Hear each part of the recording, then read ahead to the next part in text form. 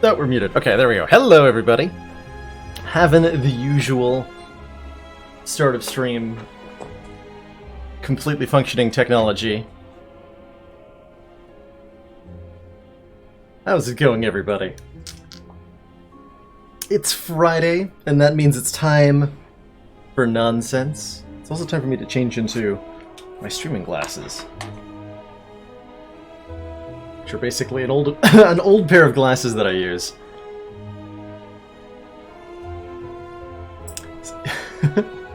No lo-fi beats here, Moreno. Just silence and tech support. How's it going, Chronometrics, Zizification, Rikazor, Tom Gather Icon, Ricken80, Rikazor, Grindcore Joe, Moreno, and Blind Fox. Hello, hello, everybody. Hope you're all having a great Friday, or whatever day it is in your part of the world, since the US recently shuffled things around with daylight savings time, and now I don't really know what month or day it is.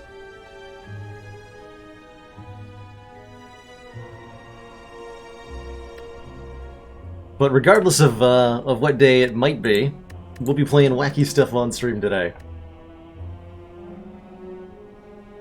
Hey, you glug glug glug. So I've gotten some great suggestions as for a few types of runs. There's been a lot of runs centering around trying to win with randomly generated cards in some fashion.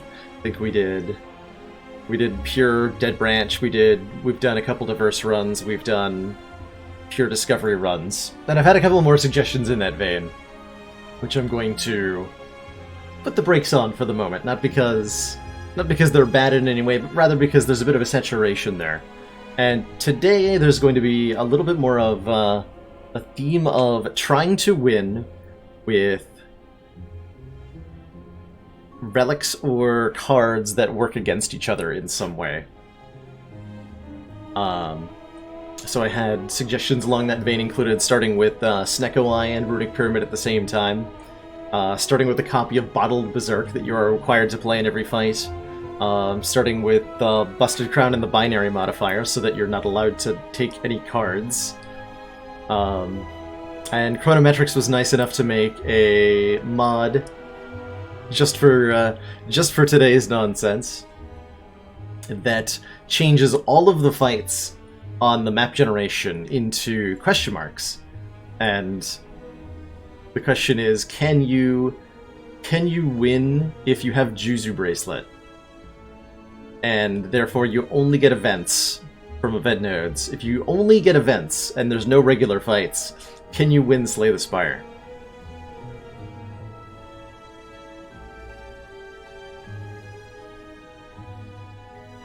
It's a grand prayer wheel in Binary. Just to make the singing bowl way better. Oh, you could do the horrifying transform thing. Oh, I like that one. I would very much like the idea of transform a card when you play it as a modifier. That would be very cool. But wait. Just had a horrifying thought, which is that the consequence of transform a card when you play it, if you were playing to win, and I'm not saying I would do this, but like, wouldn't it be optimal to try to transform all the bad cards in the deck before you, as many as you could before you ended a fight, so your deck was as good as possible going into the next fight? Okay, so I want everybody to know that I did not touch anything. I was watching my feed of OBS, and the window capture broke before my eyes. I didn't touch anything on the keyboard. How did it do that? Why did it do that?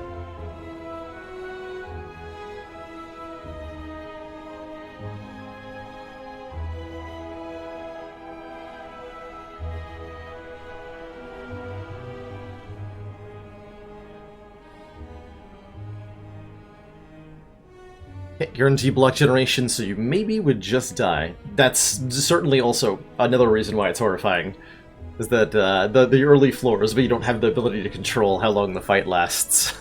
Kind of terrifying. Hey, a cheese baron. You and your cheese are always welcome here. Have I gone on about how much I love cheese on the stream before? Because I'm a big fan of cheese, as they say. Is that what they say? I don't know that they say that, but I am.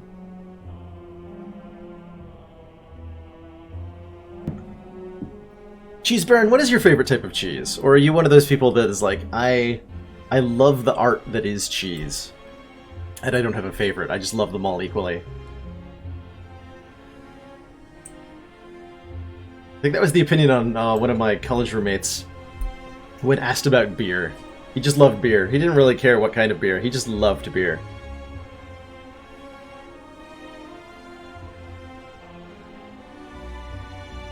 My second favorite kind of cheese is probably Gorgonzola, with my first favorite being cheddar.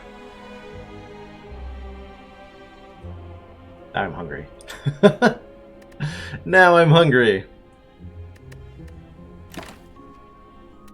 Okay. Options are set correctly and all that. Anesthesia meshes up your typing skills. Is the joke here that cheese is an anesthesia to you, or are you coming back from some sort of operation? We can talk about cheese, but you have to keep it brie.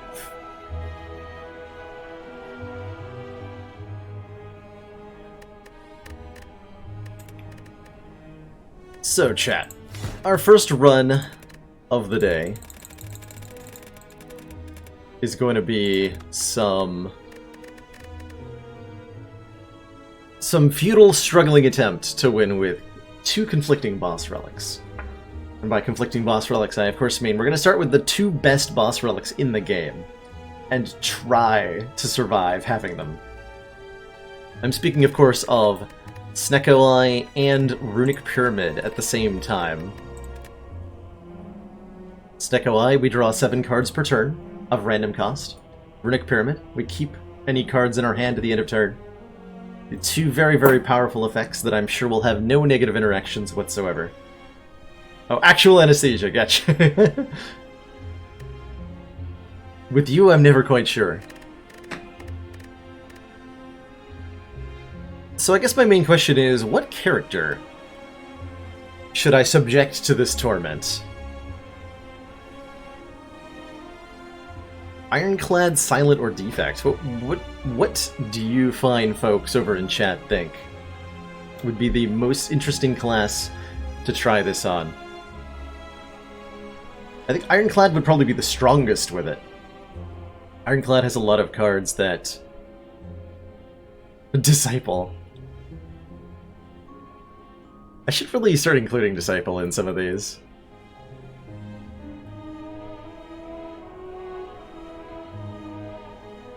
Defect for the challenge. Don't need that, none of that nonsense exhaust or discard.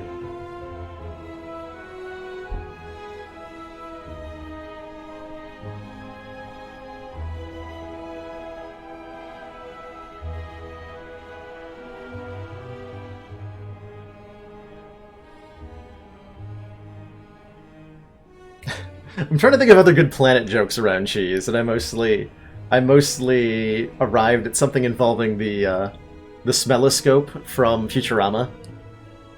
If anybody remembers that.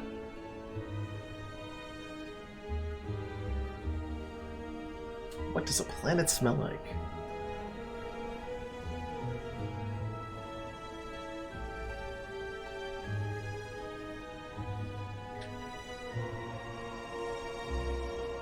So Chrono thinks we should do non-defect. And then the hypothesis, my own hypothesis on who would be best at this would be Ironclad, so I kind of want to not do Ironclad. I think Silent would be the potentially toughest, although discard would help a lot. Maybe we're forced into some sort of discard synergy. Let's give this a try on Silent. I think that'll be particularly interesting here. Silent it is, yeah, exactly. Hey, Akudo. Thanks for tuning in. We're about to embark on a run where we're really gonna want some good luck. So, let's try. Time for a challenge. So we're gonna be offered a relic selection here thanks to the custom start mod which we are using. Grab our runic pyramid.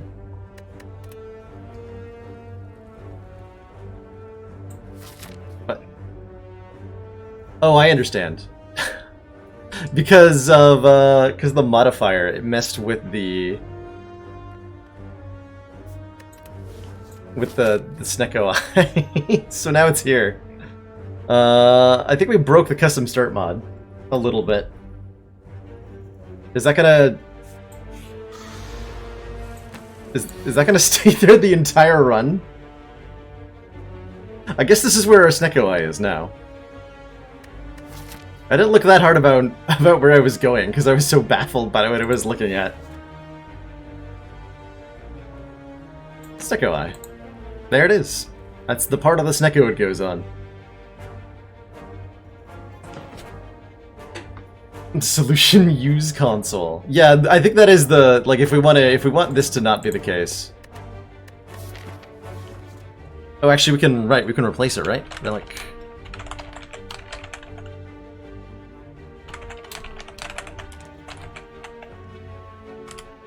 Yeah, that does work. That did put it back.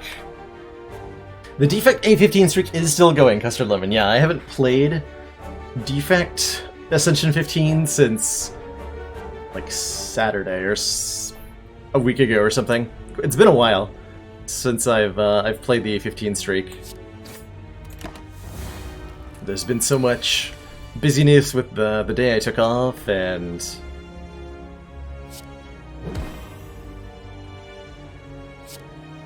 similar stuff.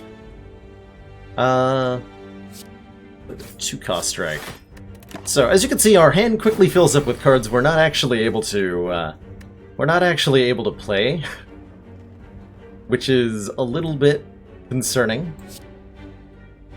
We have to do stuff like use Survivor to discard 3-cost strikes so that we can continue to draw cards and play cards, and sometimes that means playing a strike for 2 energy.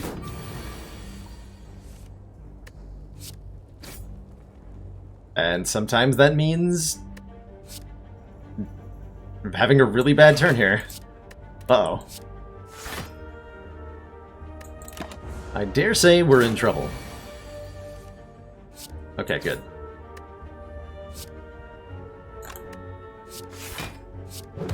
Everything currently appears to be okay.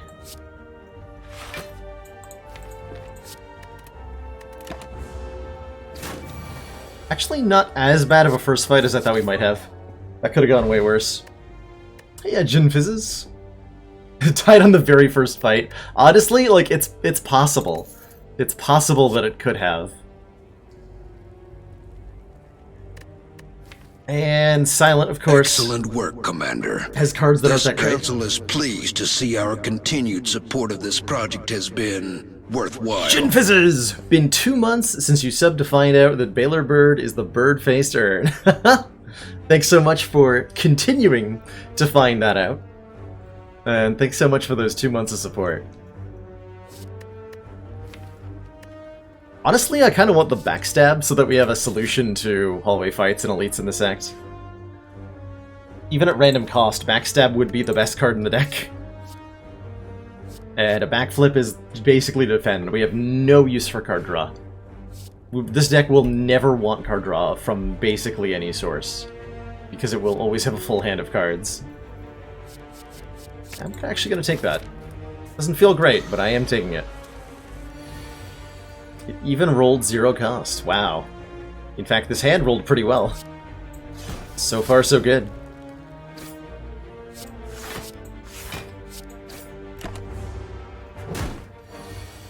Think Defect might be hardest? That's a valid assessment. I'm actually having a hard time assessing who'd be hardest. I think it'd be hardest with bad luck. That's what would make this by far the hardest.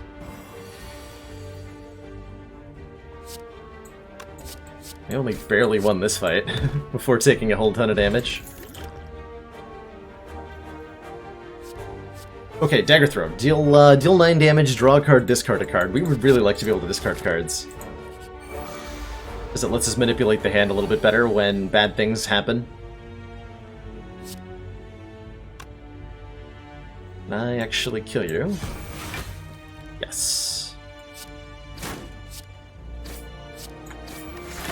I can hold on to all the block.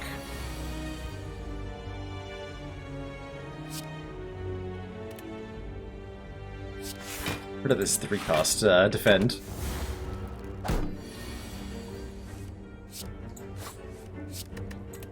Yeah, sometimes we're just playing one card.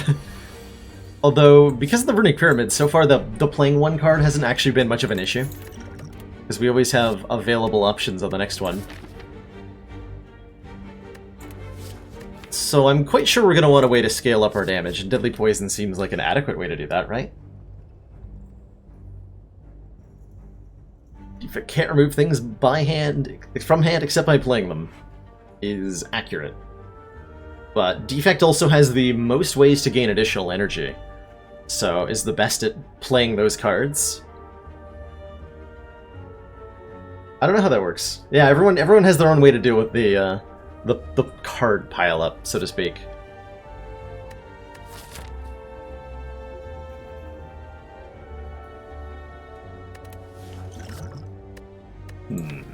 Okay, I want the Deadly Poison.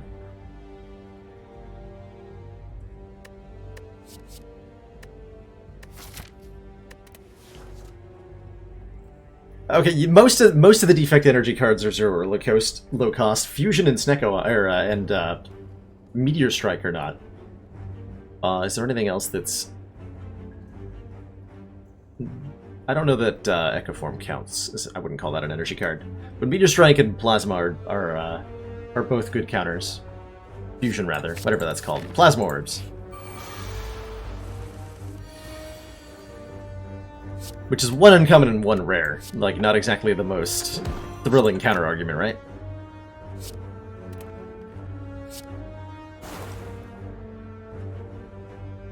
Yeah, playing this 1-cost defend... Yeah.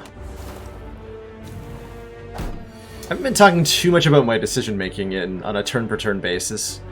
But there's a lot of consideration of, like, how can I play the hand, not just to be most powerful on this turn, but how can I remove some of the more problematic high-cost cards that are stuck in my hand right now? Like, for example, I can get rid of this 3-energy backstab if I'm gonna play some 0-cost strikes to make room. And then 0-cost defends we typically want to hold on to. Kite with this deck would be very, very good.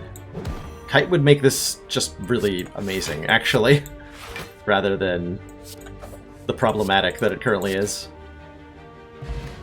Actually surprised at how little damage we've taken so far. I did a test run of this and it was pretty brutal. Footwork. Footwork and Piercing Wail. Premier defensive cards for Silent, especially with a Runic Pyramid. I think I'm going to want a Footwork over a Piercing Wail. It's honestly a tough call. Take the Steroid Pot over the Strength Potion, and I think with a Steroid Pot I can fight an Elite relatively safely here. Hey! Unload? Question mark.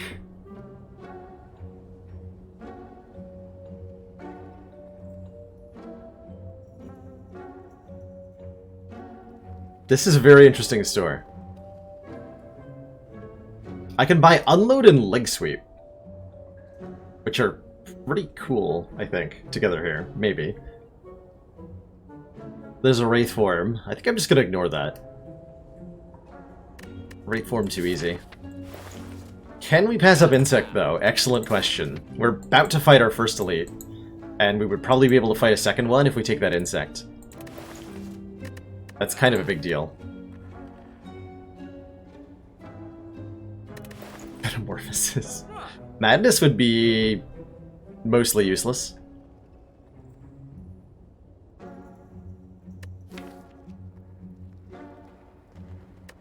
Yeah, with the insect in this potion, we're just dunking on an elite.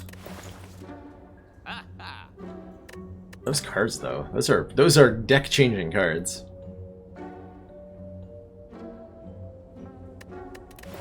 Decisions, decisions.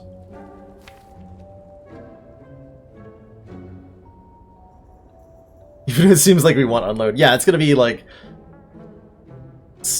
unable to play it because we've got zero cost skills that we're like, no, we want to hold on to this one, but not all the other ones. It'll be tragic. I don't think I can do leg sweep, remove strike. That's too much defense to fight elites. Yeah. Go with the preserved insect. Just have amazing relics. And win with that. What do I think about the Snecko Eye relic? Snecko Eye is one of the best boss relics in the game, a lot of the time. It's a very, very powerful relic. And if you choose your cards around having it, it usually rewards you quite heavily. It's about to punish me quite heavily, though, in this particular fight. Oh boy. So I have 3 attacks I can play. If I use the steroid potion, can I just kill one of these immediately? Is my current question to be 16 plus 8 plus 11, which is more than 32, so yes. By steroid potion, I can get a kill. There might be more merit to holding on to this until I can play more than 3 attacks, though. Hey there, Al Caponek. This could be just like a play the defend turn. That's pretty sad.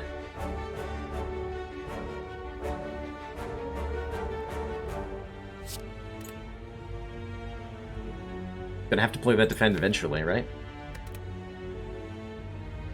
But if I don't do that... Alright, we can kill one now. This is what, 16 plus 11 plus 8, so that'll kill the higher hit point one. Avoid those days being added. And draw some actually decently valued blocks, nice. So we can do Footwork, Survivor, it's 3-cost strike. And now we have a 0-cost defend we get to hold on to. Hey, hey! How do I decide which character I do when I play the fun runs? In the case of this one, I asked chat, like, hey, what do you think would be the cool one to do here?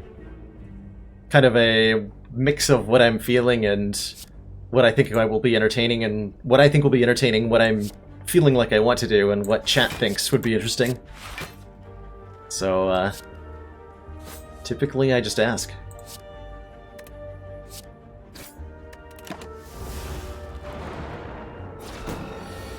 Hey, Nick, I am not moving my streams, well, yes and no, is my answer to that.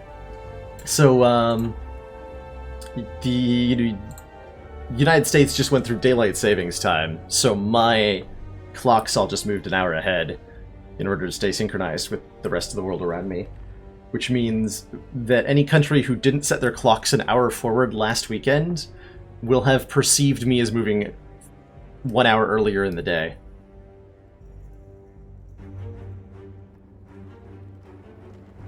So that's a daylight savings time internet weirdness outcome, basically.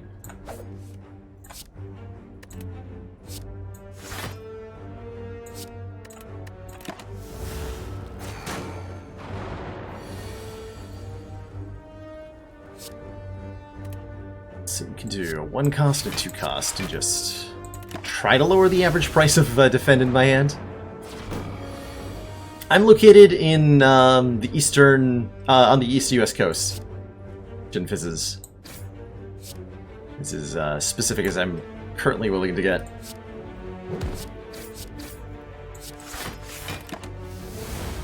I'm in the Eastern Standard Time zone.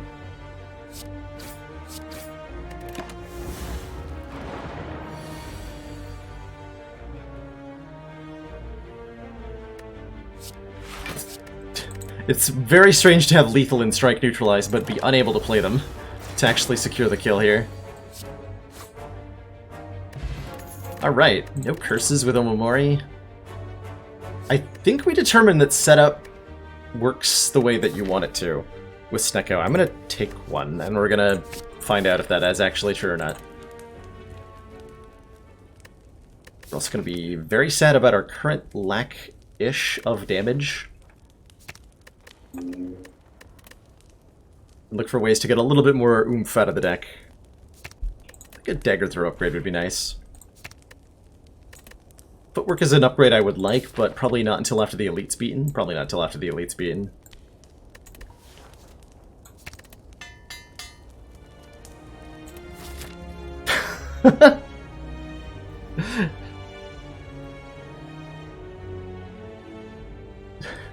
I won't... I won't... Chrono. You don't want to know which part of me is in Florida. Yeah, that's what I was trying to say. But I kept cracking up as I attempted to make the joke.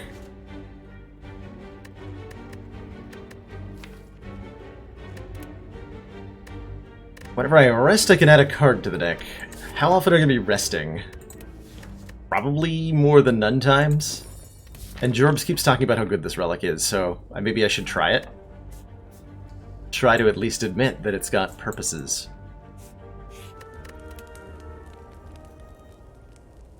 Can upgrade the Neutralize. Even though it's a zero-cost card, it's a card that upgrades to add one additional turn of Weaken, which is something I cannot currently otherwise get. So I would like it, please. It's a miniature, strong Lagavulin, and I can take a couple of turns to set up a really good opening hand here.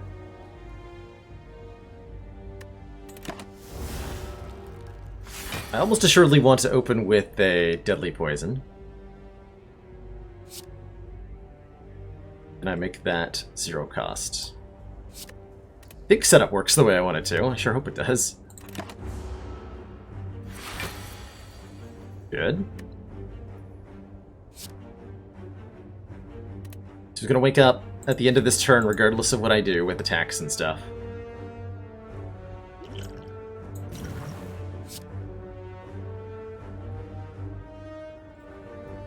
Play this 3 energy strike. Yeah. 2 energy strike. And the 1 energy backstab. Perfect. The Neutralize I will play next turn so that I hit him for a weaken on both of the attacking turns.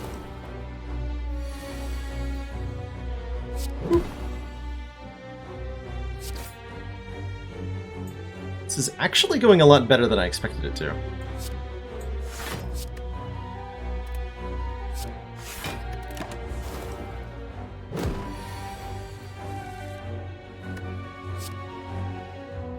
So if I set up... Can I kill you? Better question. You're at 23. If I set up a strike, I can kill him.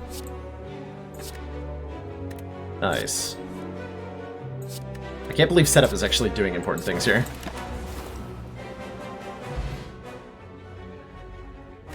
Forethought plus? Honestly? Now that I understand that it actually does work with Snecko setup and Snecko, I think I've told people a couple of times wrong information about the setup and Snecko combination. It would actually be okay here. I'm not gonna lie. It would actually be okay.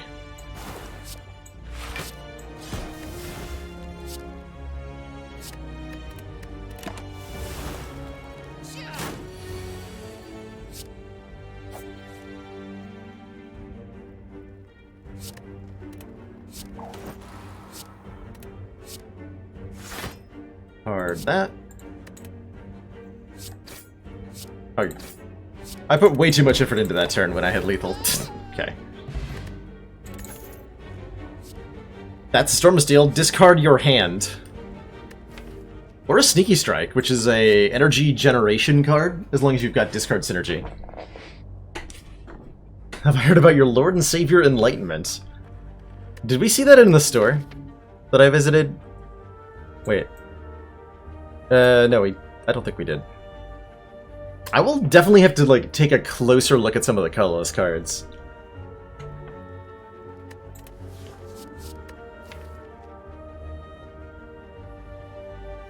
Man, it's really nice to be able to get everything out of the hand. Sneaky's good, though. And I can set it up so that it gives me +2 energy. It's actually really nice.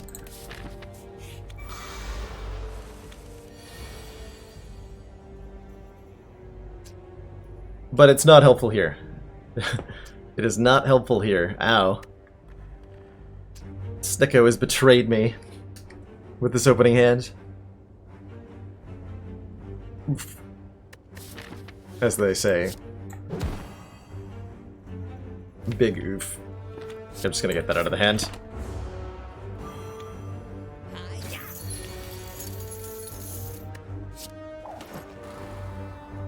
Probably gonna do the same here. Just get it out of the hand. Try to stay alive for a few turns.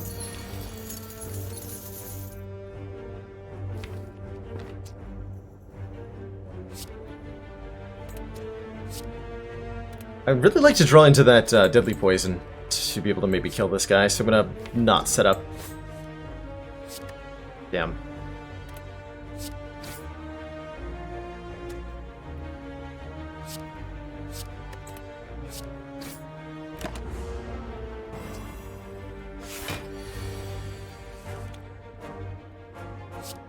Gonna get away from me, Mr. Thief. 9, deal 4. No, you're not. Okay. And I'm willing to take the 12. Why am I willing to take the 12? I'm not sure. But I'm not letting him get away with my hard-earned cash. Just unacceptable.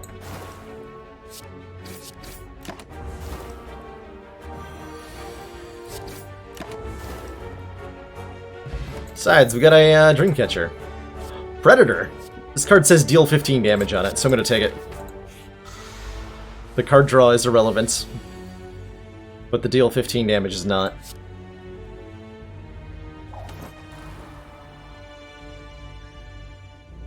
So yeah, play Survivor, play Sneaky Strike, I have 2 energy left. That actually helped me.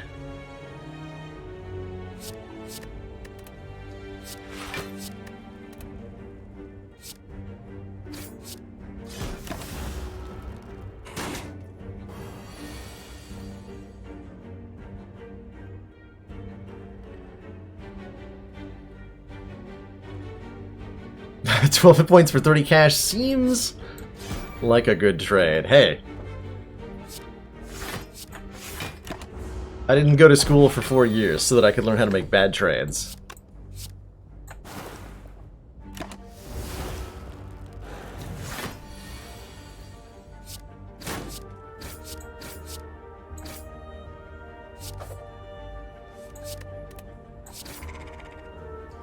Alright, when the deck works, it works. Do I take another Sneaky? I think I do take another Sneaky. Actually. How do we feel about Guardian? I feel like he's going to kill me if I don't rest here.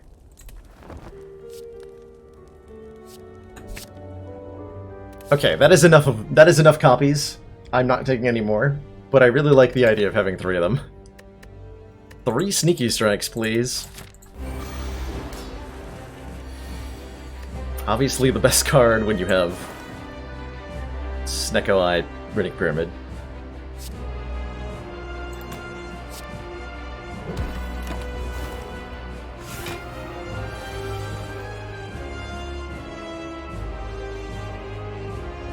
Okay, so check this out. I played Dagger Throw for 3. And discard a 3-cost strike. Then I can Sneaky Strike, which gives me 2 more energy, which lets me play the other Sneaky Strike, which refunds its energy, so I still have 2. And then I can play this Strike. Transform. It's gonna hold on to the backstab for the moment.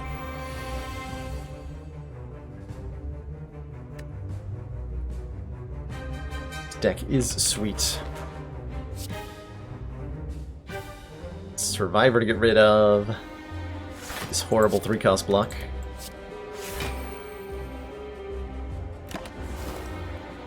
I wanted to use my Essence of Steel here. Yeah, I did. I definitely did. But now I'm not going to. 'Cause I'm stubborn like that. Pandora's is, on average, amazing.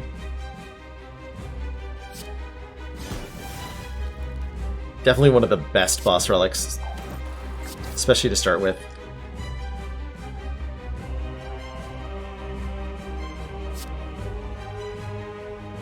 Didn't discard anything this turn, did I? No.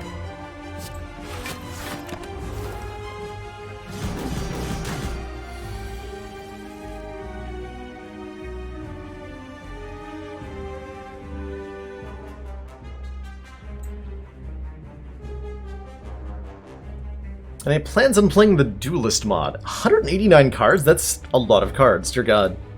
That is so many cards. Don't the regular classes have like 75 each? Or something like that? I've looked into a couple other classes and couldn't pick one to play.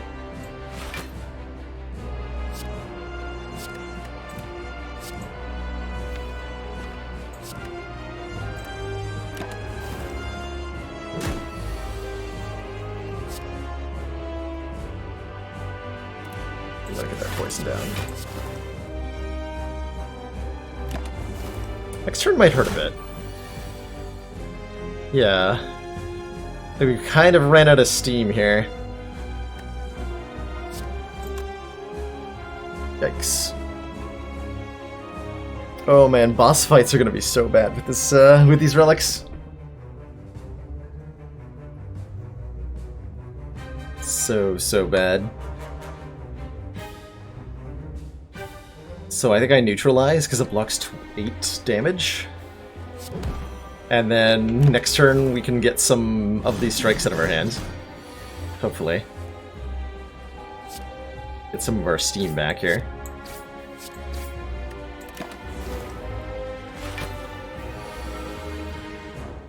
It also might just be dead. Oh man. Are we dead?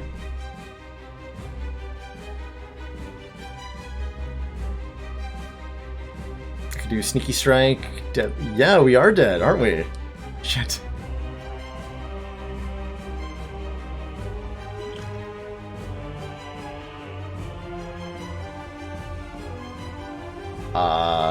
Yeah, Storm of Steel would have been better, right?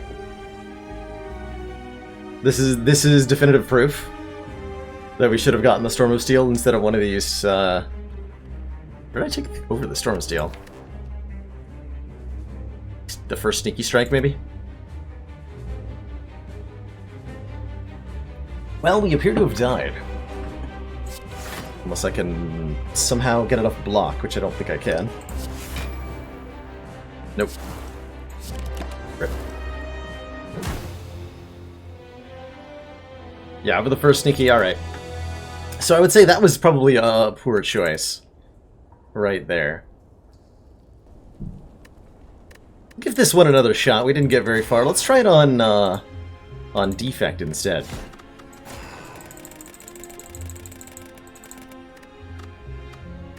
I want to see if Defect can do differently. And then we'll try it on Ironclad if the Defect dies in Act 1.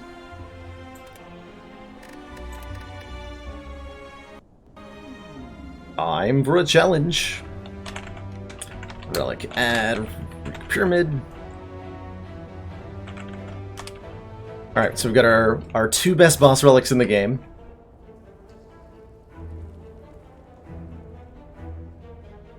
Can we maybe make it out of Act 1? We're fighting Guardian again. We can go to a store if we're willing to take an early elite, which I'm not sure I'm willing to do. So maybe I go to this fire.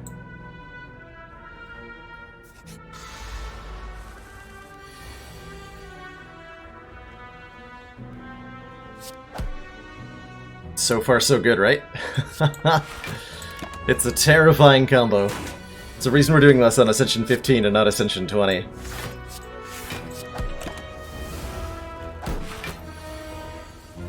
Alright, please take a turn from attacking my face. To buff, so that I can set up an attack of some kind. Thank you.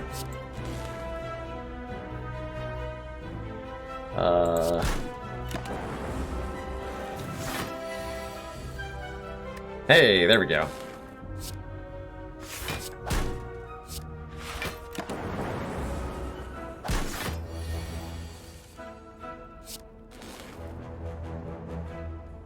By dual cast, that's not enough damage, right? The 16 plus... yeah, not enough damage. So I'm continuing to block and letting the lightning orbs do their work.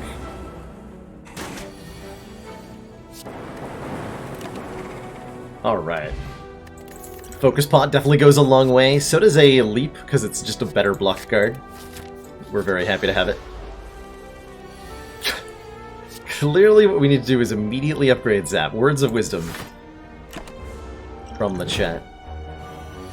The average cost of the deck is lower, or then think of all the benefits we gain.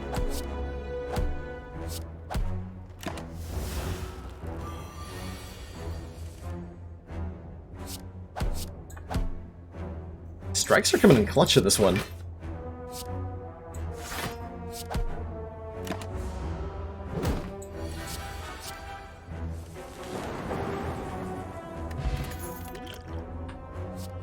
Doom and Gloom. An actually good attack card? Say no more. Put it in the deck. Now I'm feeling pretty confident about fighting Elite, actually. Though maybe I shouldn't, after how the Guardian fight just went with Silent.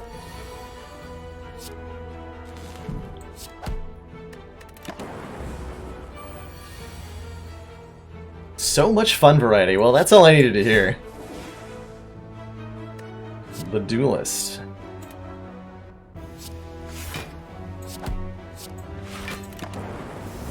Not sure why I didn't play that strike. I think I saw a zero cost card and I was like, well, I don't need to play it, so I shouldn't. It's the entire logic line there. We're taking one intentionally.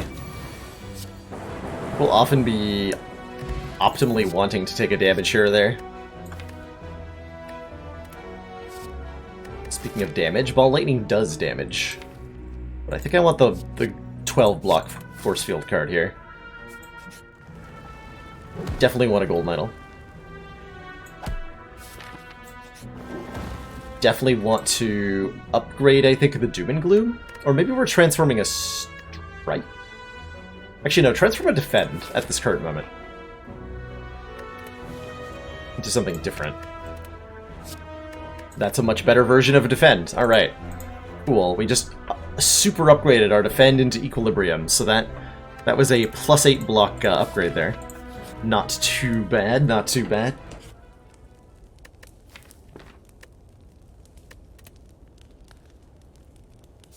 And before fighting an Elite, we want an upgraded Doom and Gloom. This is looking promising. Let's fight this Elite. Yeah.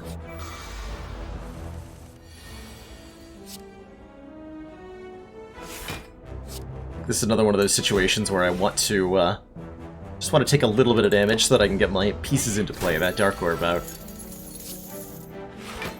Be safe. Oh. Already dead.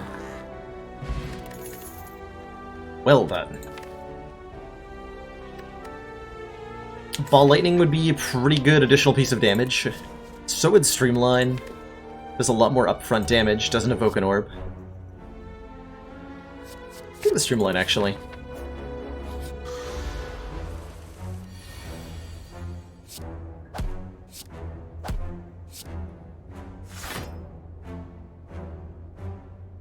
Gonna get some of the skills out of my hand.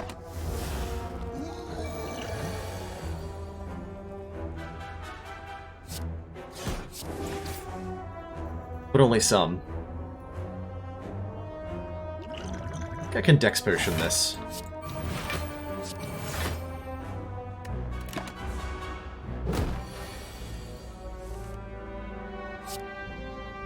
Yeah, I can.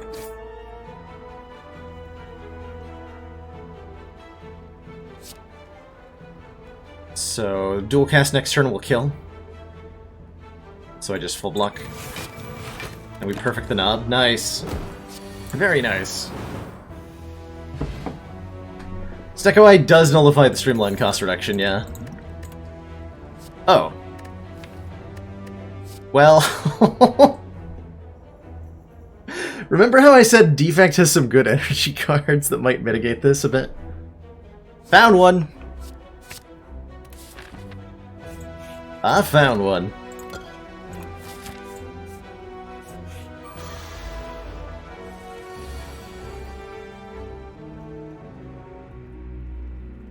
Okay, lanterns are very nice. Good old lantern. And then I don't use the 4th energy anyway. GG, next run. Thanks for playing.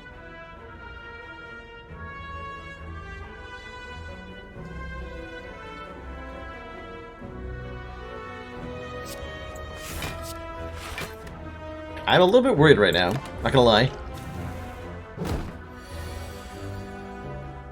Okay, there's Doom and Gloom. Kind of a too little too late situation here. So, do Doom and Gloom. Yeah. Doom and Gloom Leap is the least damage I can take. Take a 9 that way. Let's use our skill potion here. Hologram for free. Yes. It's me, hologram. The Doom and Gloom, and then I can just kill everything? Okay, that was a good potion. That was a very good potion. You want to see 4 more Meteor Strikes? We will take every Meteor Strike that we're offered. And I think none of these cards. We're also going to upgrade the heck out of Meteor Strike for plus 6 damage on our best card.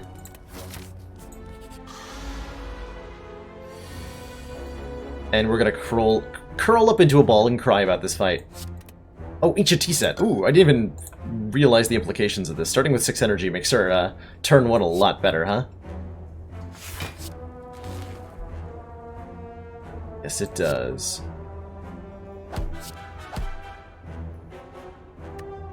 I'll hold on to this for a future turn. Maybe I should have drank the Essence Steel. Oh, I've not done the replay of the Spire starting relic boss swaps, Doubtlight. That's definitely on the table as one of the options for today's run. Or for the runs today. Excuse me. Right now we're trying to make this Snecko Eye and Runic Pyramid Abomination work, and I think it's working, courtesy of Meteor Strike.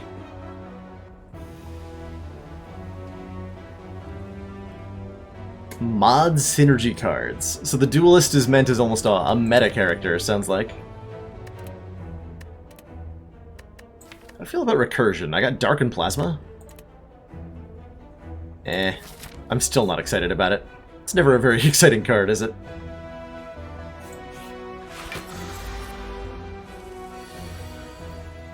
Oh hey! A 1-cost Meteor Strike. Don't mind if I do. Just gonna try to prune my hand a little bit here. For whatever that's worth.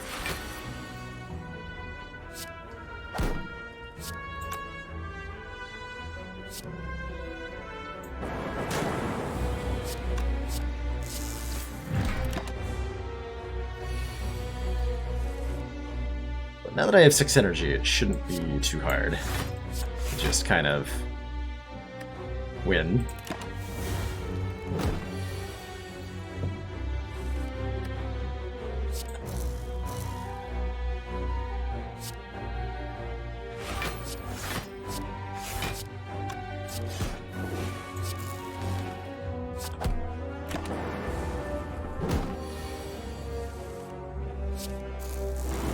Yeah.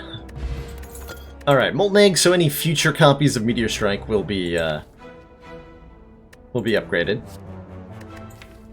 Rebound lets me put a card back on top of the deck, and actually with the Runic Pyramid Snecko Eye, I really like that. It's also an upgraded rebound. Maybe we can do some funny stuff with it. That's the hope, anyway.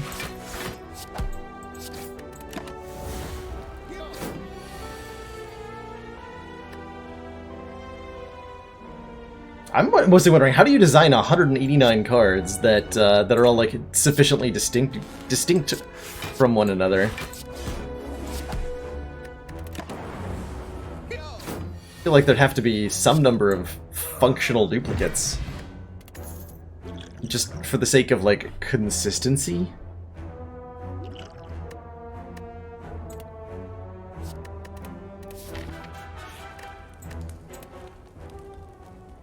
Because, like, if you have 189 cards, you know, like, a significant percentage of those have to block somehow. Otherwise, you know, a player's not going to be offered enough of them often enough to actually be able to live. This is +4 block. That's a big upgrade. So it's +5 damage, I suppose.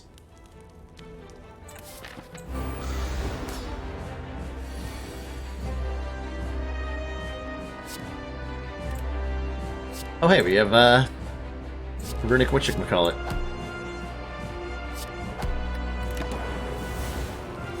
Which I greatly appreciate right now. Also greatly appreciate this rebound, letting me KO the Guardian. Well, not KO, but, like, do the thing. Should rebound the Doom and Gloom. Some Dark Orbs going here.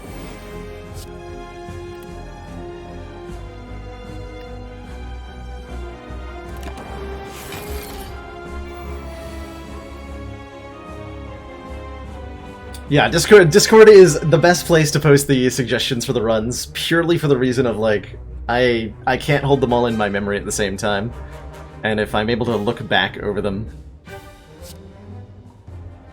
it's, they're a lot more likely to be able to get played than they are if they just scroll by in chat and are forgotten about.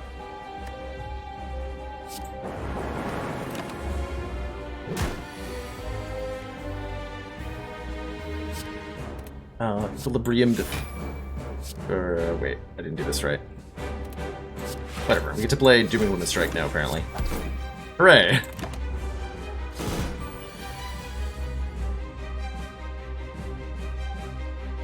Do I just... I can't rebound Meteor Strike. How do I do this? I can Meteor Strike and then play a bunch of stuff? Sure.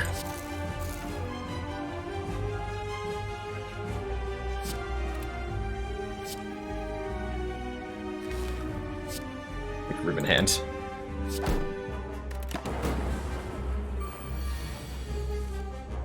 Procedural cards. That's an interesting idea, Chrono. Interesting in the sense that I have no idea what it would look like or play like.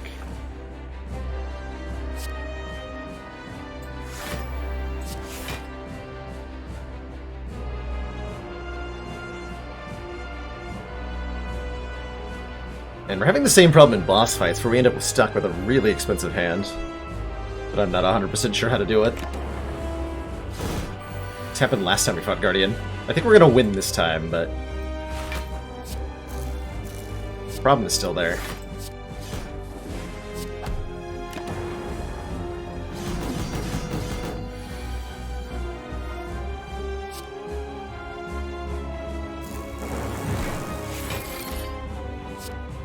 And even with a Meteor Strike, I'm struggling to, get this to work.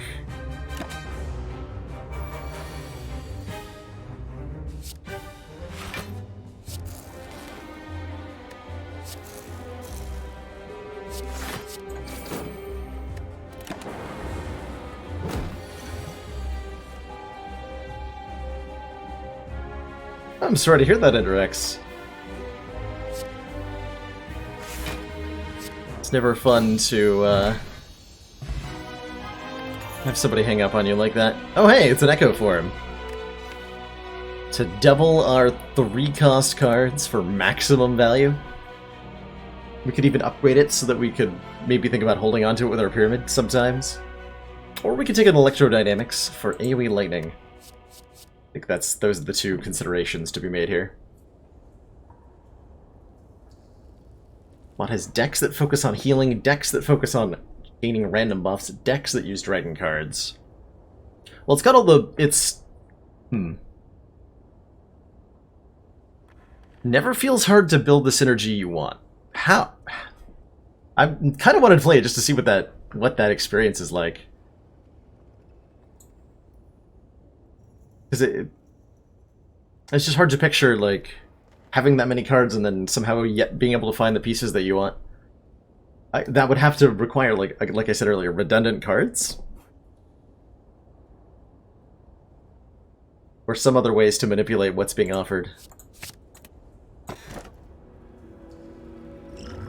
Okay, so we have made it successfully to the part of the run where we get to choose another boss relic.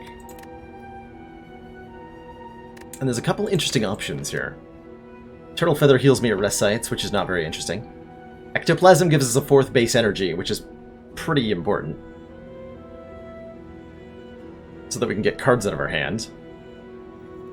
We can no longer gain gold, which means we can't do stuff like remove the strikes from the deck very easily.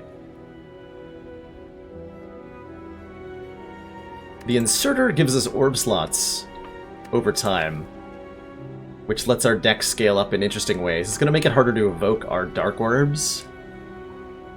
And it also means we'll have, on average, more Plasma Orbs at the same time, which I think sounds hilarious enough that I'm going to try it. Oh, champ. You have no idea what you're up against. Inserter Dark Orbs is the ultimate in anti-champ technology. I really like a path that hits 2 stores. We can afford 2 card removals. It's kind of a big deal.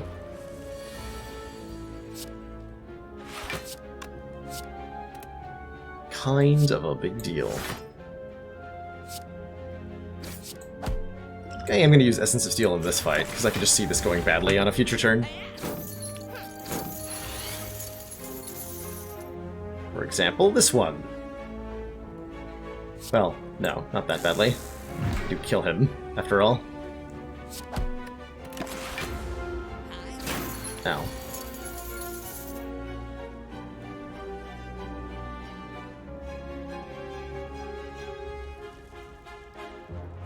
Really cool experience that always feels fresh. Like a spring breeze in your face when you open the car door.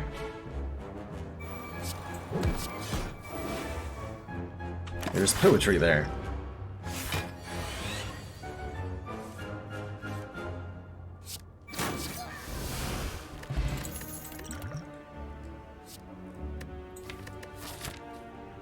Charge Battery is a block card that gives us more energy the next turn, which is, I think, enough reason to take it right now.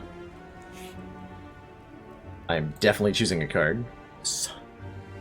And boy, the options are amazing. Hold on. Let me just process what I'm seeing. Wow. Those are some good cards.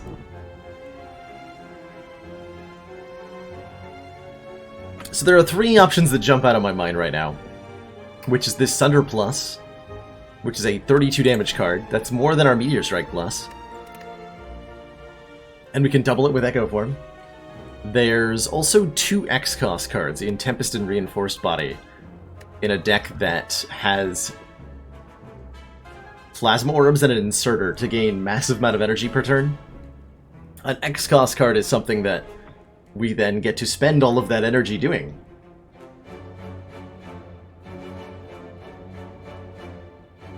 Commander, we've just received the support of USXTV! another council member. Welcome to the council! Thanks so much for that Twitch Prime subscription. Glad you're enjoying the Friday content. And thanks for supporting the stream.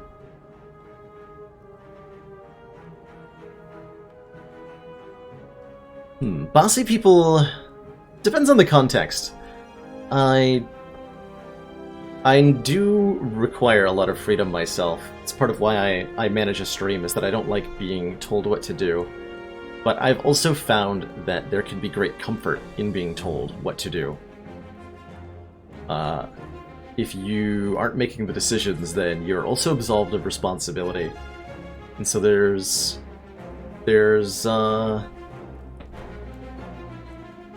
upsides to it. And of course, the balance to be found there will be different for everyone and every personal relationship that you have. but a mismatch between what works for you and what works for the other person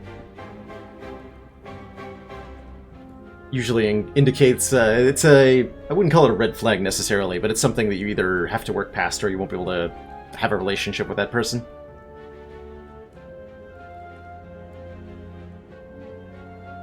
Choosing a starting synergy. Oh, that is cool, actually.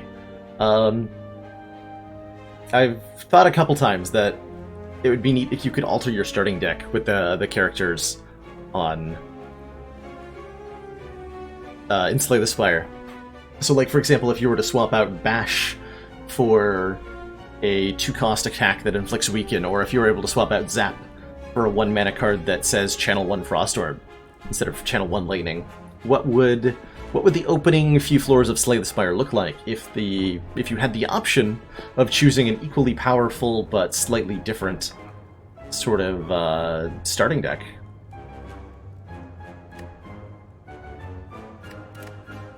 I think I want this reinforced body. Not struggling to do damage right now. Let's take the really strong block card.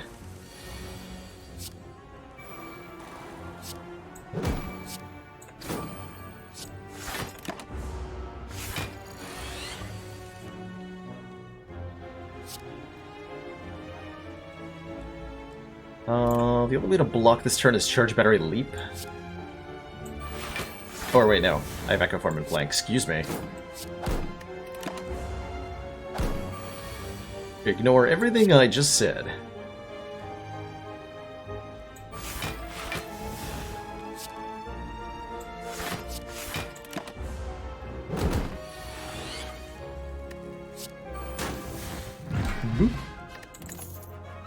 Hologram Plus. Yes, everything I know about Snecko says that take Hologram. Everything I know about Runic Pyramid says take Hologram.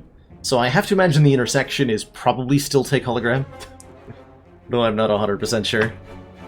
Let's lose a strike at long last. How do we feel about Glacier / the Bomb?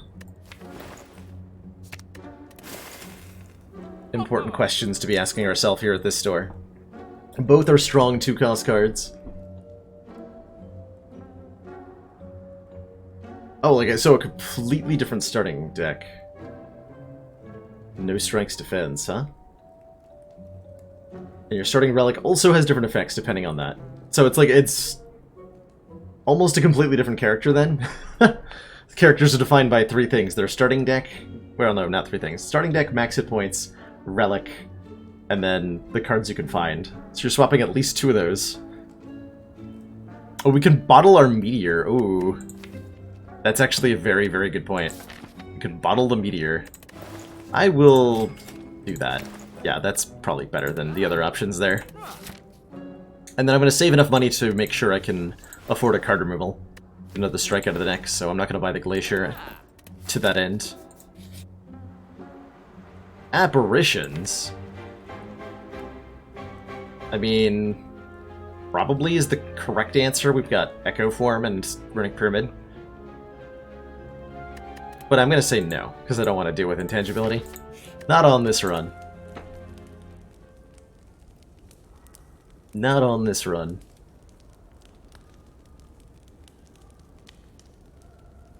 Just, yeah, let's just upgrade that. I guess. We don't have a really high priority upgrade there. Give you some more options sometimes.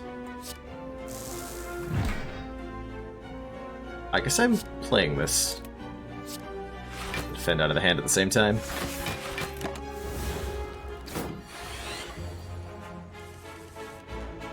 Cool, I can hologram the Meteor Strike. And rebound it. Oh god. What have I done? What have I done?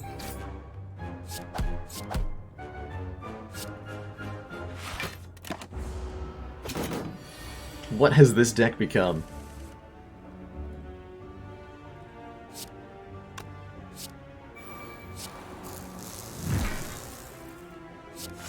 Really good, apparently.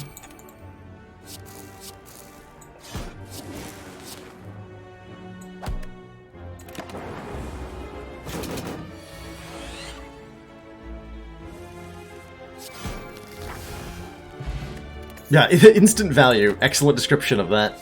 That bottled flame purchase. Holy moly. Holy moly.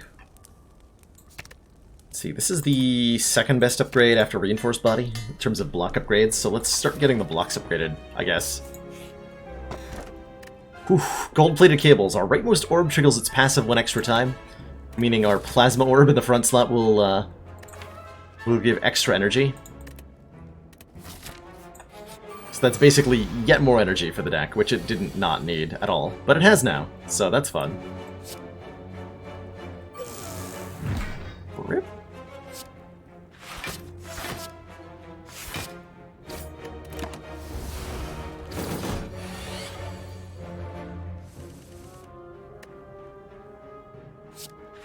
Hologram Meteor Strike. Everyone's favorite combo.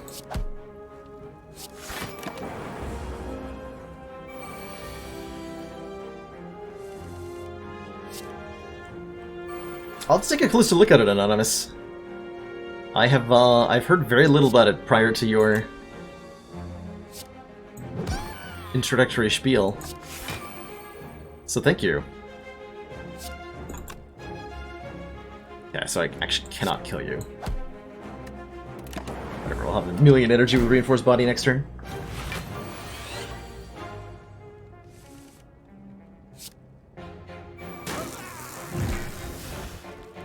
Right, that didn't get duplicated, so the next card I play will be. Very good. Okay, so basically the Meteor Strike broke this entire this entire challenge in half. Is I think where I'm falling now. Because if we have unlimited energy, we can just play all the cards. Capacitor seems like overkill, right? We already have Inserter. I don't think we need it. Hey, Notorious Khan.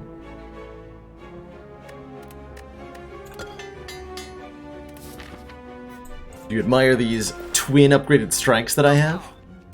Look at how beefy they are. They do 9 whole damage. Actually, I'm seriously considering another rebound. Though I'd rather just have a hologram. I would rather just have a hologram. Noted. Do I want a medical kit so that I can play unplayable status cards?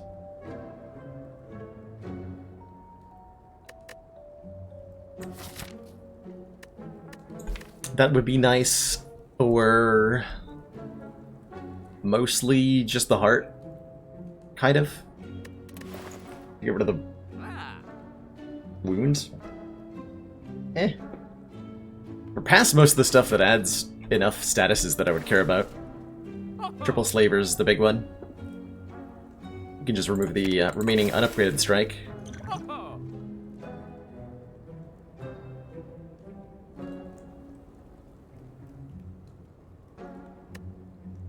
It's fine. It's fine. Hey, free pantograph. Got the lucky panties.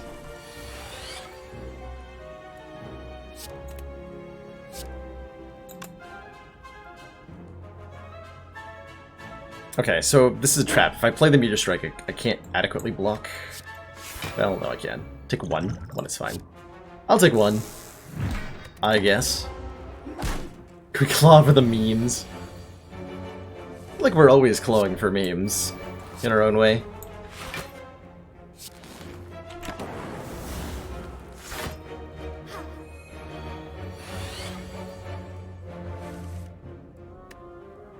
Right now, I am clawing for block.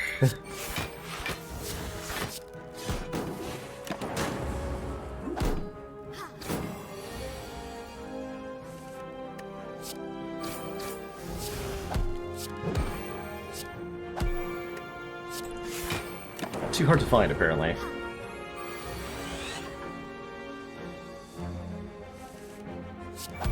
This deck is just cruising.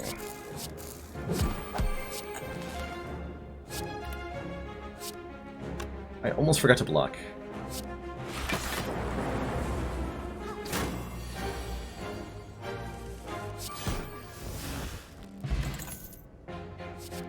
Wait, that's a recycle! Ha! We found a recycle! Yes, excellent. Okay, so recycle says exhaust a card, gain energy equal to its cost, which allows us to remove any of the unwanted stuff that typically accumulates in one's hand. Can I explain what do women want? Like, if I could do that, EnderX, I would be getting paid a lot more than I currently am.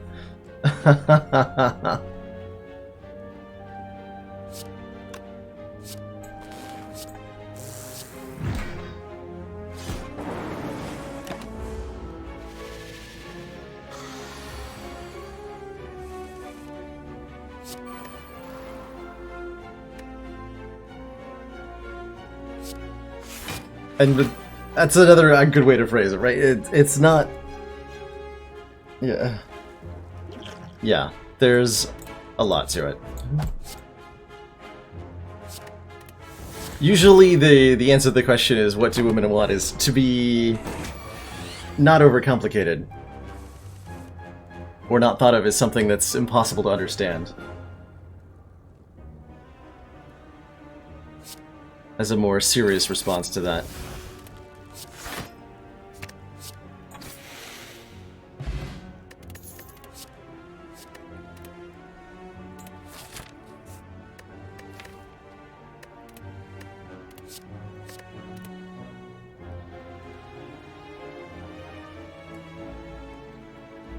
Healing synergy deck. Is there any actual classes that have been released that are based on healing as a mechanic?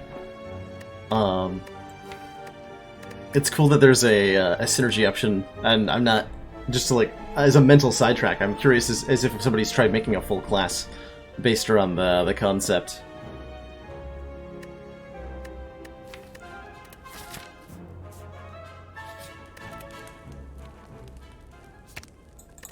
I guess we're not upgrading our block cards, huh? I suppose we are.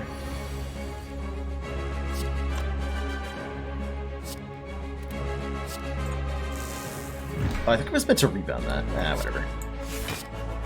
It's probably fine.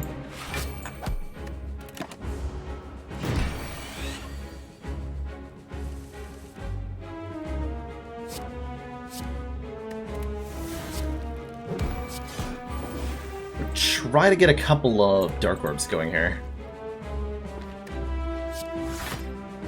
And by a couple, I apparently mean more than two.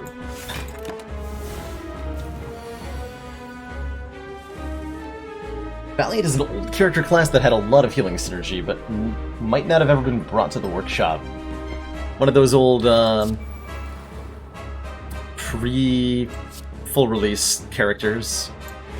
It's pretty cool.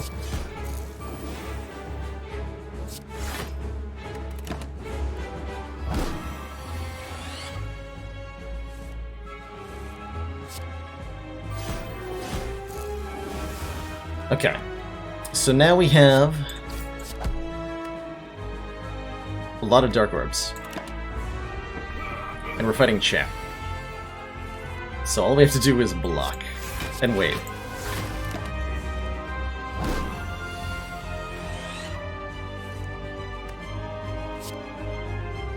This is gonna get played twice, so I can purge out two of the worst cards here. Aha.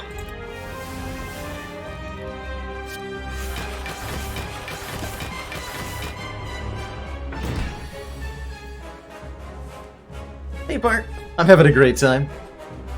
Thanks for stopping by. Yeah, healing is interesting because it's, and this is something that I find is a problem in Darkest Dungeon a lot too. If you have in-battle healing as a mechanic, then you have to account for how that encourages the player to stick around, want to stick around in fights, and stall out combat as long as possible.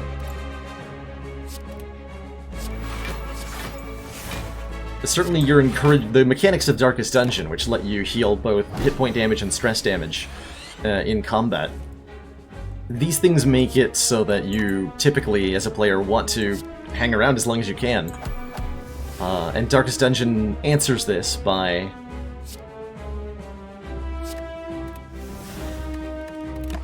penalizing you with a huge stress penalty if you stay in a combat for too long.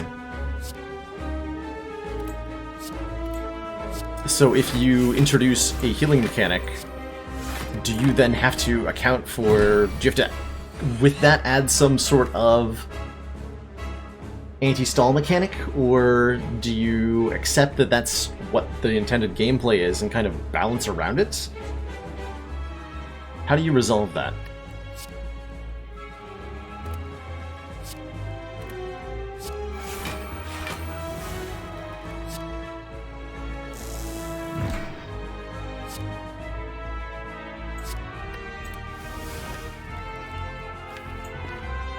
Hologram that.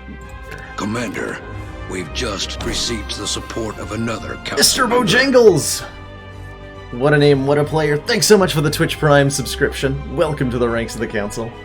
And thank you so much for supporting the stream.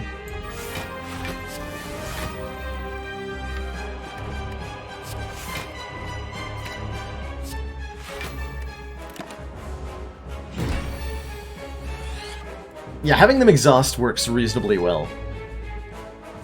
Spire has a mechanic that works nicely with that, right?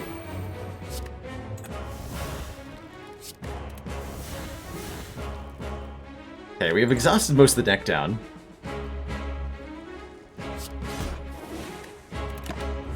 Now we just, I guess we evoke all this? Like we just play Meteor Strike twice?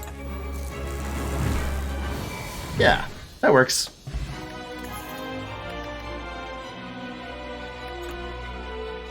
Second Echo Form? Yes.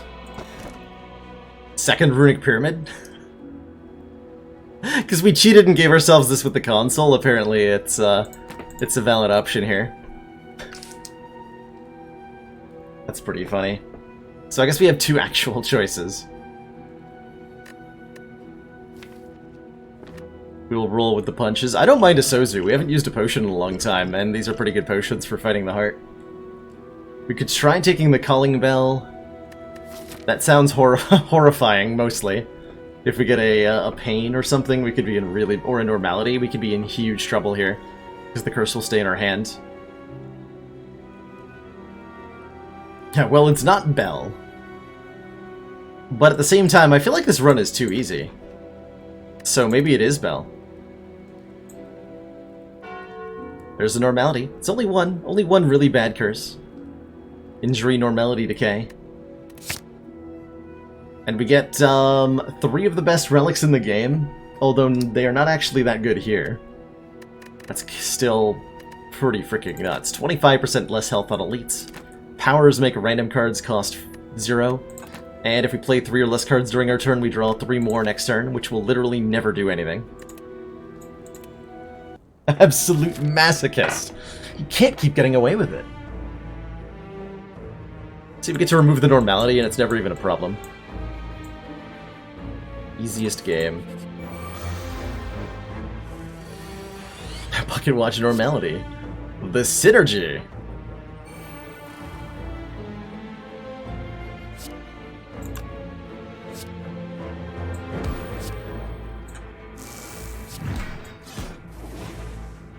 The synergy.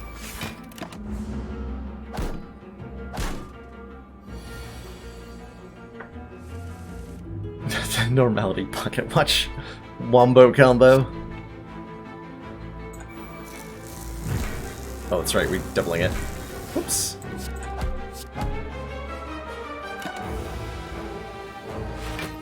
Gotta remember, I have Echo Form in play, so I'm doubling the first card I cast.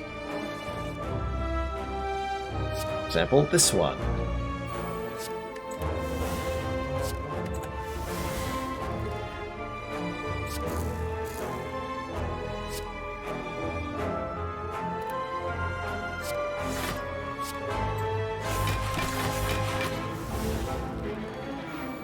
Bell gave you 3 curses and let you choose one non-boss relic. Of what? Of 3 choices? I think that would actually be worse than the current implementation, in terms of just power level. I would love some sort of mechanic in this game that let you choose a non-boss relic, though. Being able to, like, identify and decide that... say you'd have to like choose between a kunai and a mango or something. It's like, that's an interesting decision that you normally only have to make at stores. And I'd like to see that kind of decision making show up elsewhere. Oh, I didn't take the sozu. I can actually take this. But I don't think I want it. I like our current potions quite a bit. Peg of Prep is kind of okay. The bomb is back.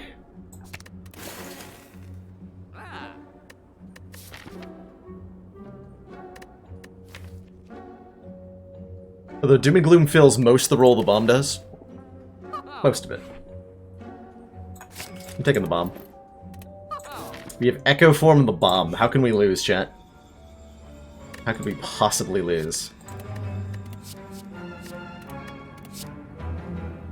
I had pretty good times with magnetism before. Grab one of those too. Unceasing top. We could have actually exhausted down to an infinite eventually, right? You're right. It's actually a thing.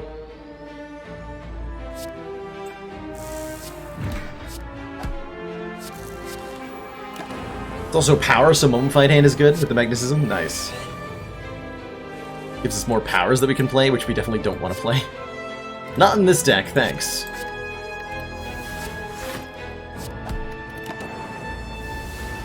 Or not in this fight, rather.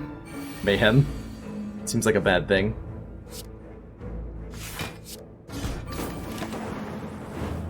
Kaboom!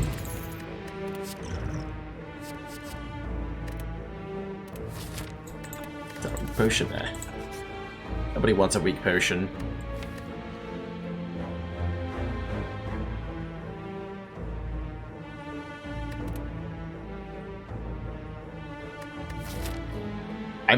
I'm kind of thinking about upgrading all cards, but it's not very much thinking, because we mostly have upgraded cards, and like half the upgrades we're getting are energy upgrades that do nothing.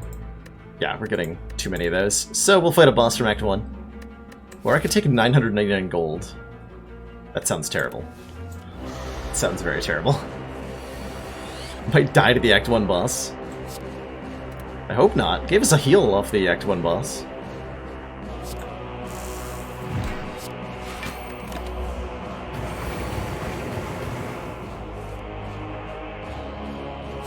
Okay, nice. We have a reinforced body to block this nonsense.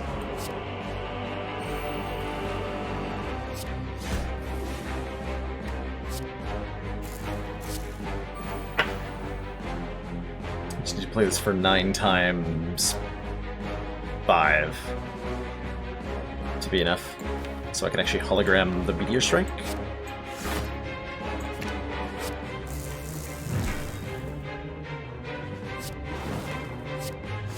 Seems pretty good.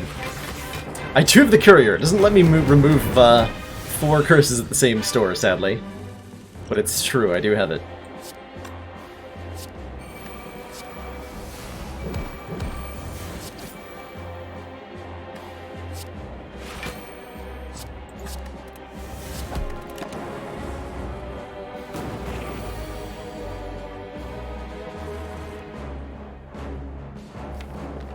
I feel like this is gonna get out of control with the magnetism really quickly.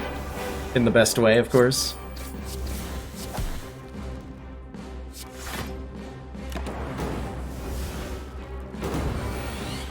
Four colorless cards. Doubled Hand of Greed. Double the bomb. That's right, we just Hand of Greeded on Hexaghost. What of it? What of it? Second recycle or second charge battery? I dig a second charge battery, one that's upgraded. Hey, I'm home now, how's it going? Just casually upgrading the bomb in my weird Snecko pyramid run. It seems to have gotten out of control a little bit here. Yeah, Calipers lets us set up ridiculous reinforced bodies that we can then just keep the energy from, or the block from. That's definitely gonna be extremely important in some weird way, I'm sure.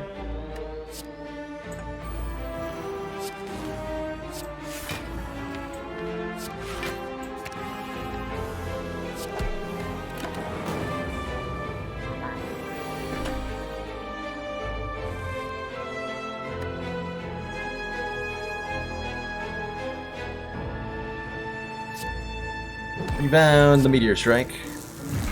Draw the Meteor Strike. Put a bomb back on top, I think.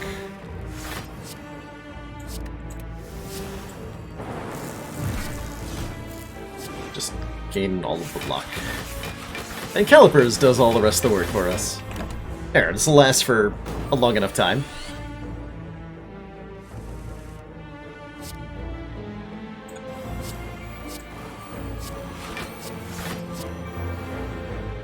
Yeah.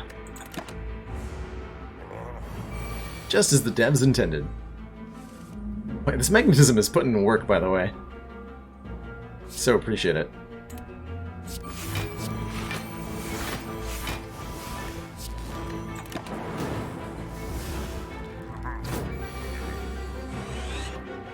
Panache. Hey, doubled Meteor Strike.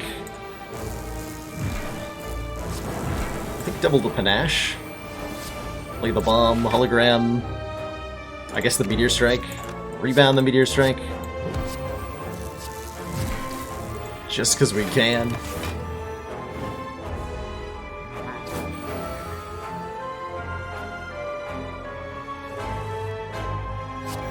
Kill the Panache.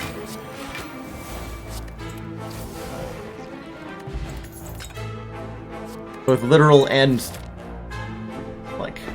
style. Got him in multiple meanings of the word, you know? Grab our Ruby Key. Grab our Sapphire Key. Head towards our Emerald Key.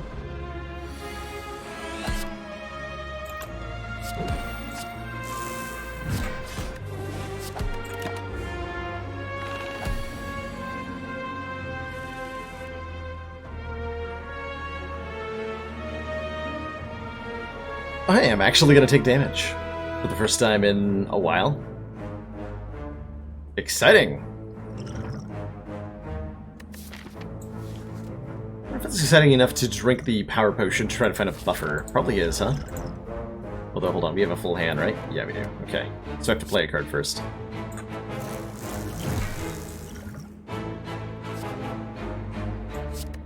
That's probably fine.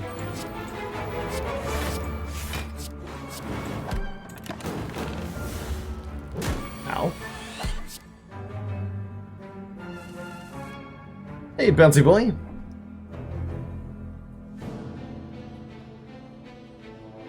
Disappointed in the lack of ice cream. God, ice cream would break this run in half so many different ways.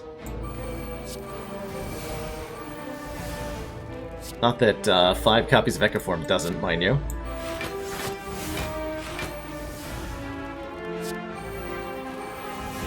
Alright, now every turn I'm going to randomly play cards off the top of the deck. Like you do. And they're gonna get doubled. Because of course they are. Oh boy, just what I wanted. Defends.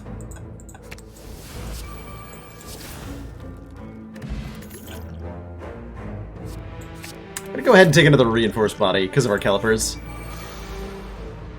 No questions really asked on that one. Just like, unquestionably, yep, I want that.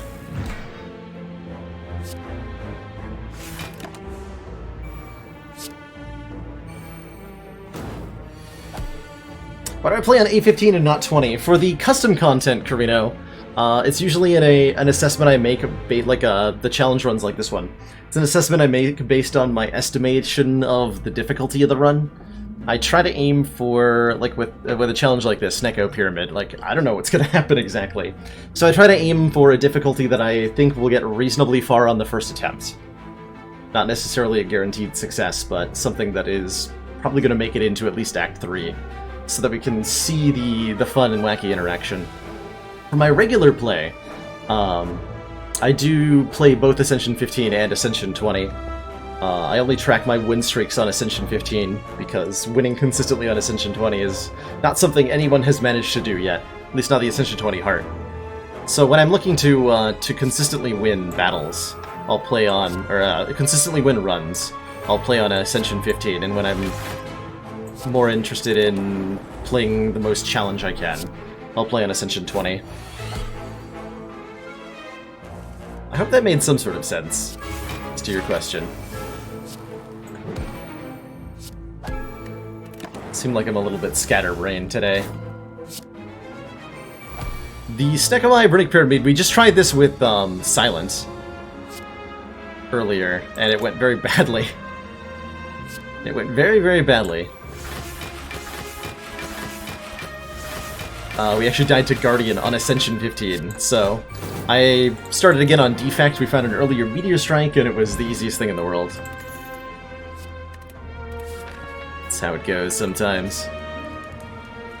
But Jorbs also has a 20% win rate with Defect on the A20 Heart, which I think is incredible.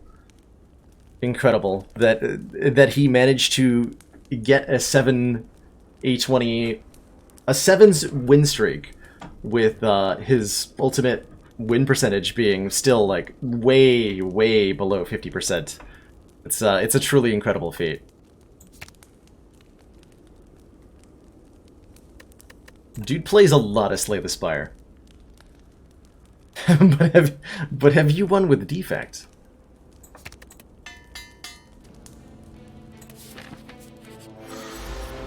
Alright, miniature metal nemesis.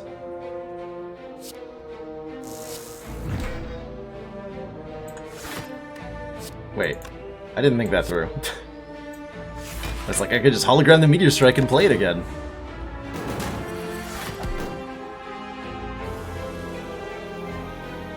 Nope, I could not. And now my face is taking a ton of damage. Because of my hubris.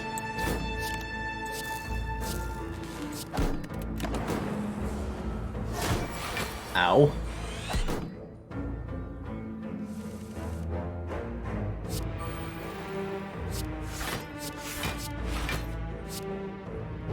That back, please.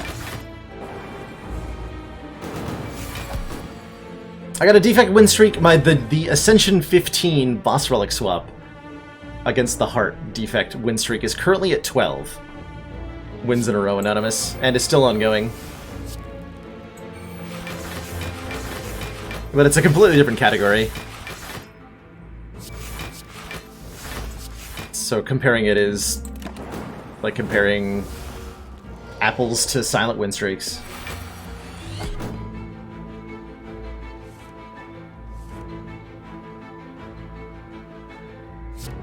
I remember the correct timing on the bomb to actually hurt Nemesis. This might be the right one. We'll figure it out together.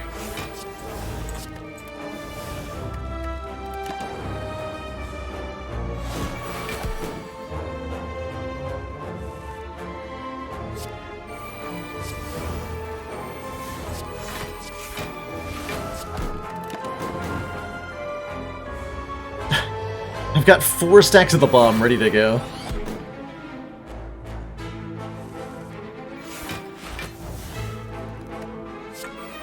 And we're not going to get to use either of them, apparently. Rip. Seek's interesting.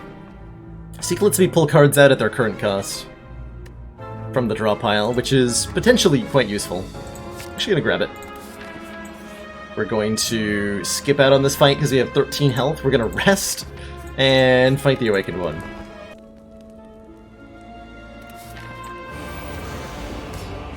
Can't miss the bomb timing if you bomb every turn. Words of wisdom right there. Words of wisdom. So can't miss lethal on the cultists if you kill them on turn 1. Just putting that out there.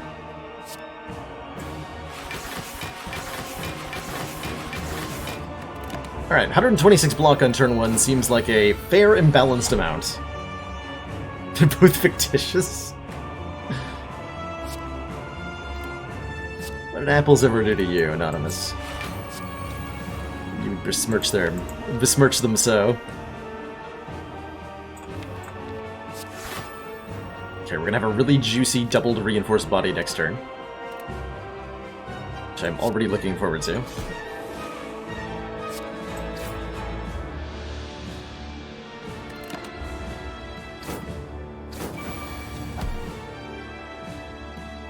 Nine energy. Don't mind if I do.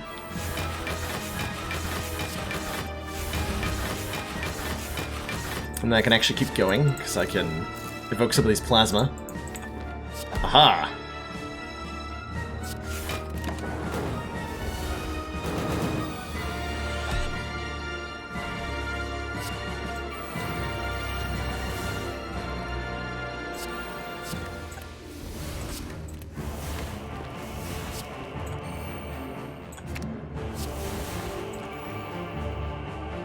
I think I was supposed to rebound the bomb.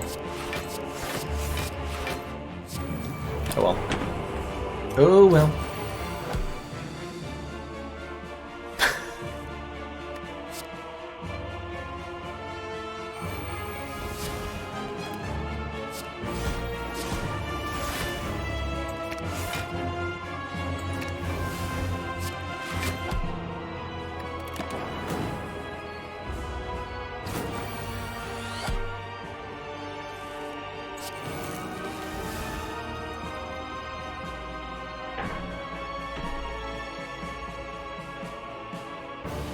When I was young, my mom always told me to stay away from apples and other seedy characters.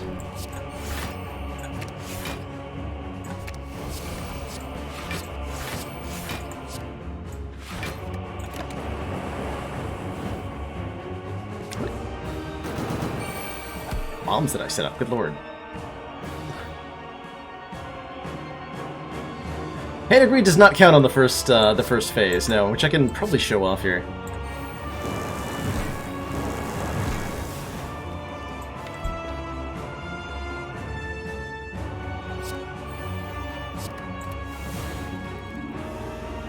Exhaust. Rebound. We're gonna fourth out Hand Grid, I guess. And Disequilibrium. And then it dies. Because I didn't think that through enough. Whoops! How about we upgrade all of our cards twice? Sounds pretty good.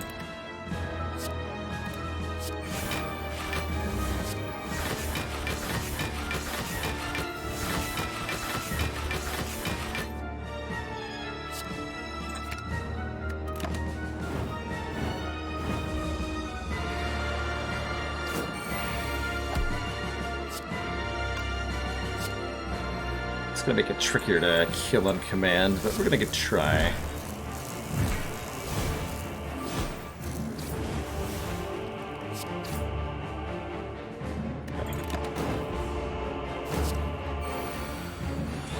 Body slam. God, if defective body slam, the amount of nonsense we could do. Alright, so double hand agreed. We get a kill. We're gonna cash in on that. $25 reduce.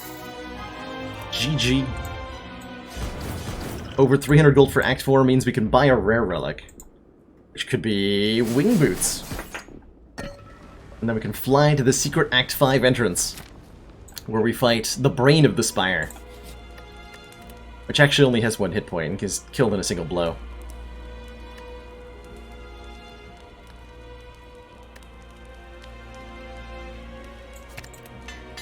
You can buy a shovel.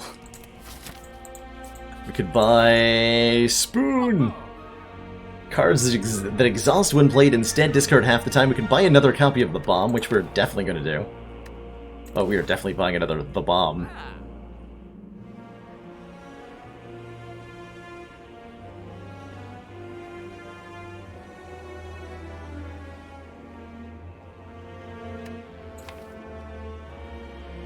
I could remove a curse. I suppose I should do that, huh?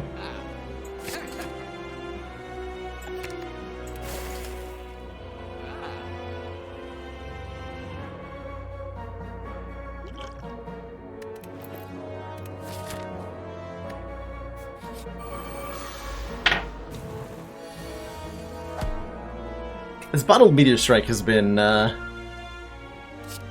pretty good.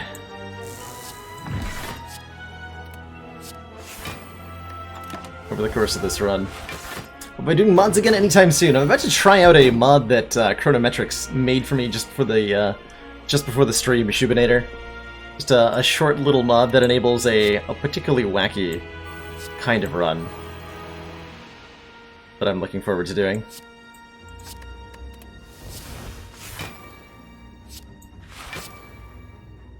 I hope that's enough. Yeah, it's 90 block, that's plenty. Cool. Yeah, it's not much of a mod, but, I mean, it counts, right? If you mean mod characters, then yes, I will also be doing that in the near to intermediate future.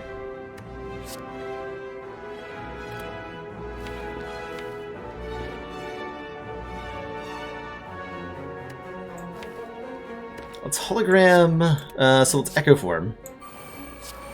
Then we can hologram twice, get the Meteor Strike and the Recycle at 0 cost. Meteor Strike you twice. Draw some cards. Cycle some cards.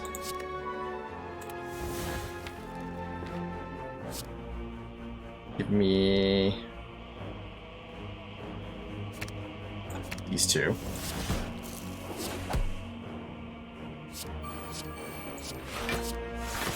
Man, this deck is really strong. Holy crap. And that was a hell of a turn. Hey, hippie people guy. Things are sailing like a ship in a sea of butter. Delicious, delicious butter. Which is to say, we're kind of cruising through the final acts of the Spire. And picking up very, very powerful cards.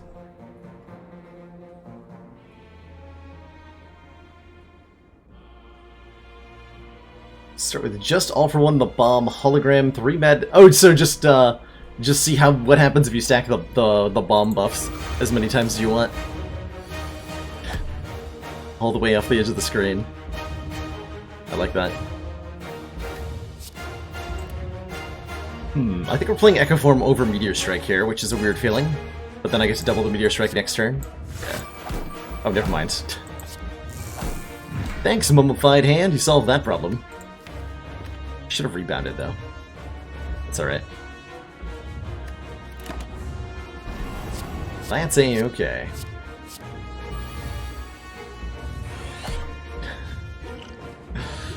So much butter.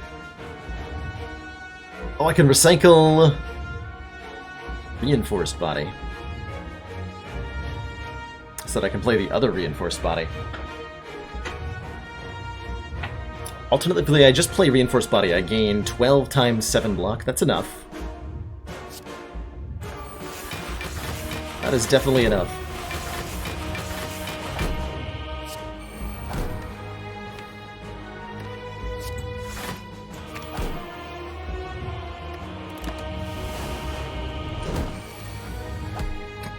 One block. Thanks, Calipers.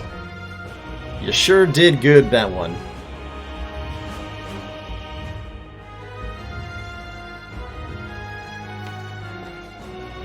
So here's the thing, I kind of want to perfect this fight.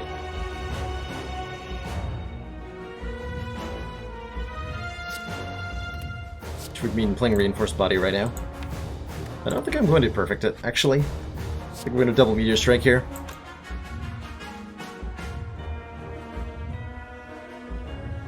Am I? Butter does keep for a long time. It's good stuff. I would go bathing in the butter ocean every day. With those frothy, pearlescent waves of smooth cream. It sounds glorious. Also, guess who just remembered that he has potions? This guy.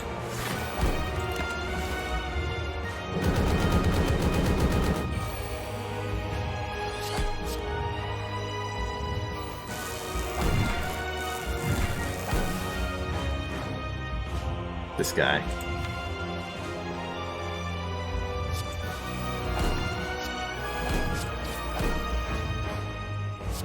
Play these. Spirit of Injury. Keep a little bit of block. Perfect might be a thing of the past here. I think so. Actually, our hit points might be a thing of the past. How do I survive next turn? We already used both our reinforced bodies and our hologram. How do we survive next turn? Uh-oh.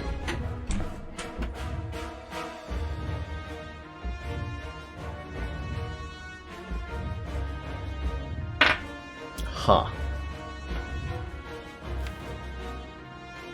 I think we have to duplicate our best block cards on each turn. So that means double casting Force Field Plus next turn.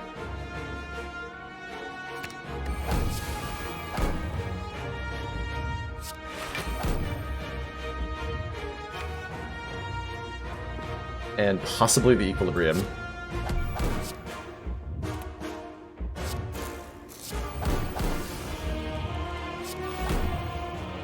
Get all this crap out of my hand. I can actually rebound it. It's even better. Okay, that's not too bad. That's not too bad.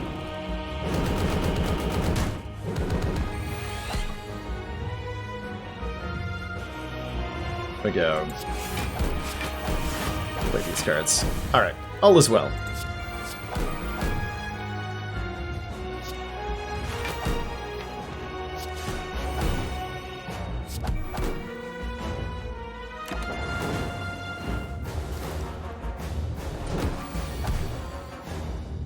Two discoveries and a forethought.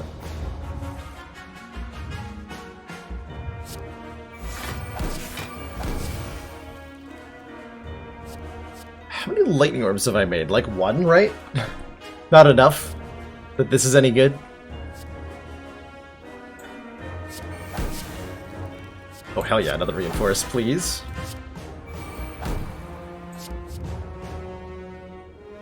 Buffer sounds relatively handy.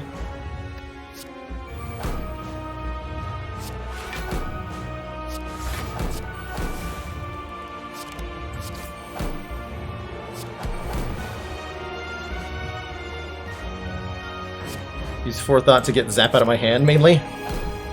Okay. Without it playing it, because I want the plasma orbs. And now for the part of the fight where we die. No, I think we're actually completely fine. We have 2 Echo Forms in play, so I can do something really fun, actually. And by fun, I mean not very fun.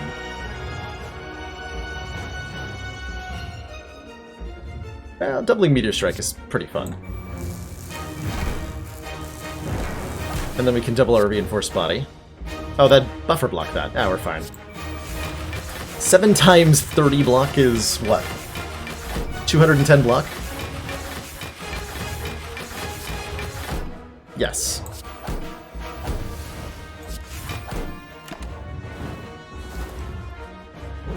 It's a lot of block.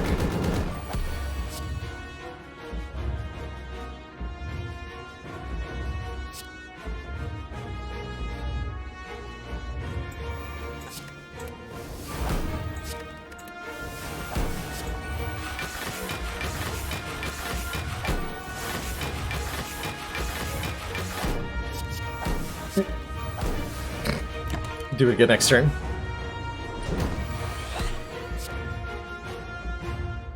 Might as well.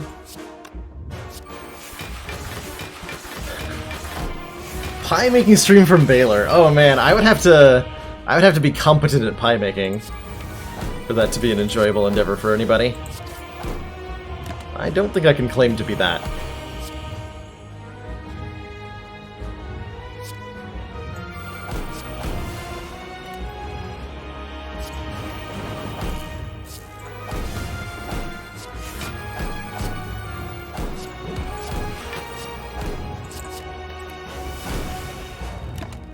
Okay, I think I somehow managed to get all the cards out of my hands. Exceptional Baker. I am exceptional at following directions, which you would think makes me a... Oh my. that mayhem, though. You'd think would make me an adequate baker, but mostly makes me really good at eating all of the ingredients before I finish baking. So maybe I'm not great at following directions. I'm great at finding the ingredients and then eating them. Which I'm pretty sure is what the directions said. I didn't actually look at them that closely.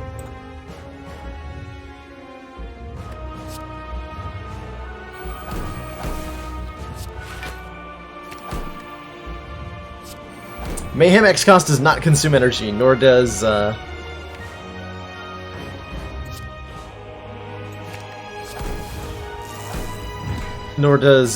Havoc doing the same. All those counters ticking down. Alright, what's getting doubled?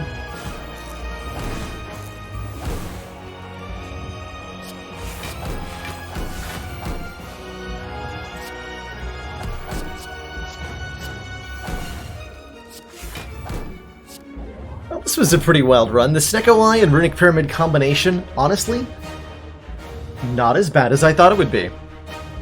A lot less bad than I thought it would be. I don't know that this run would have been much better, like, without the pyramid. Certainly the Snecko Eye was controlling most of our picks here, like that Meteor Strike kind of covered everything. But I don't know. It did have its troubles at the start, but it got out of control really quickly.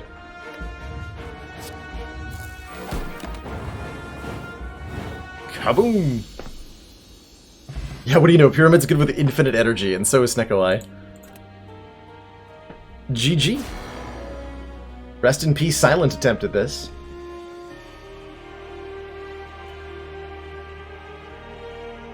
Graham cracker comes, sugar, butter, an egg, sweetened condensed milk. Oh, that's where you lose me. I will drink lime juice, straight, no problem, but condensed milk? No, no thank you. No thank you. Yeah, another one of those situations. Turns out boss relics are really strong. Who knew? Who knew? Well, GG. Now for a run of an entirely different color, which is to say we're not playing Defect. Chrono. Which clash should I play with your events-only nonsense? Let me update my title here.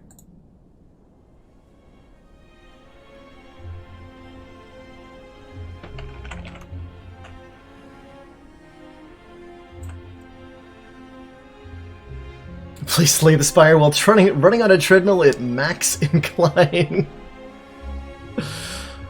That sounds like a way to have a sharp decline in my viewership. Is my response to that. Feels like the stream's really gone downhill. A boss-only run? What does that even... What does that mean? I like that. Boss rush? Slay the Spire boss rush?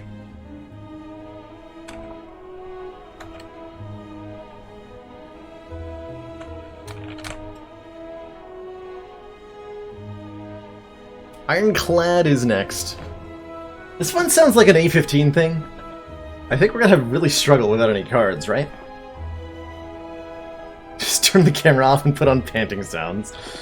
It's like a gym ambient audio file. Just get everyone convinced I'm super into fitness.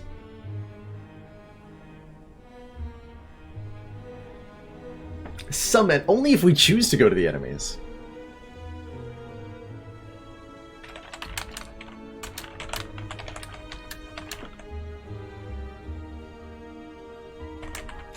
And the first one per act, of course.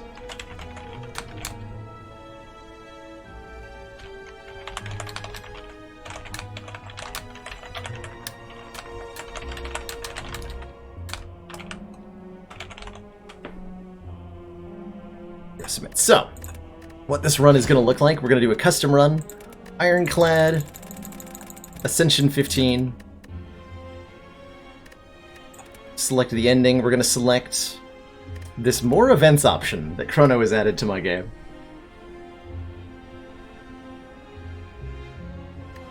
And we're going to hit embark.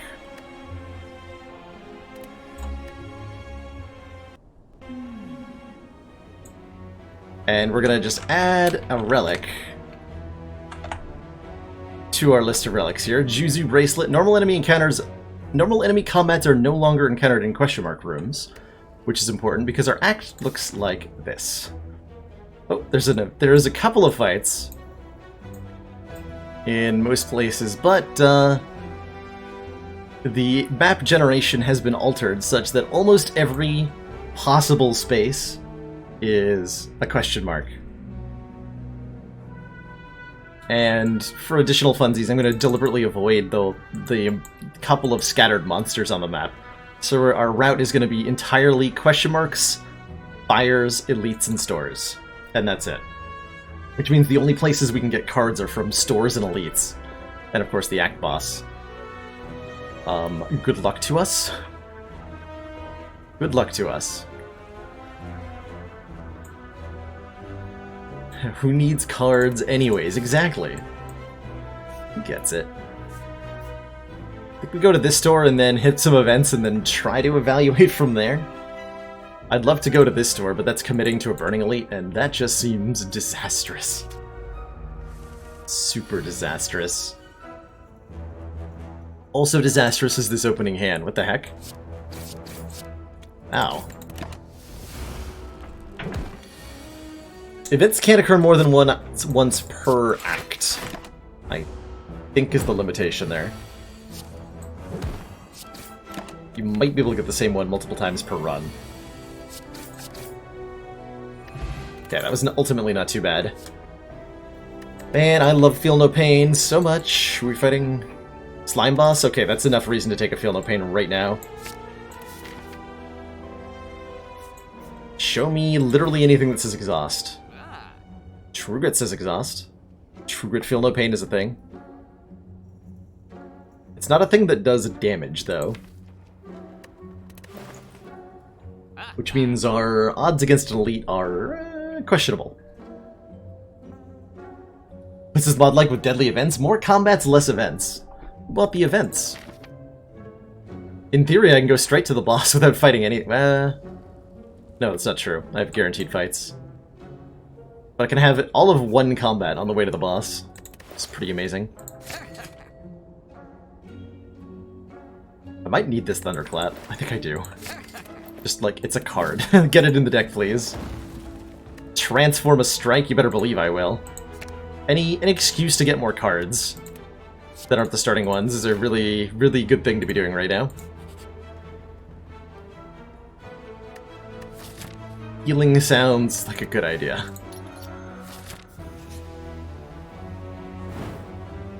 Take another strike.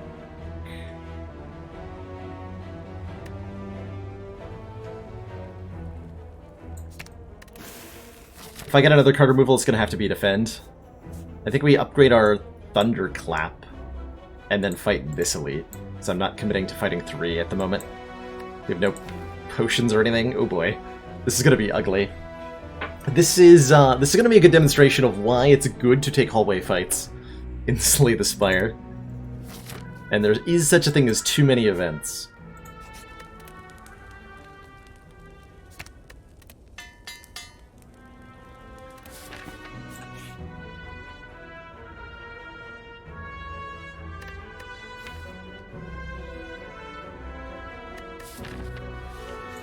I was thinking really hard about that relic, honestly. I was thinking really hard about it.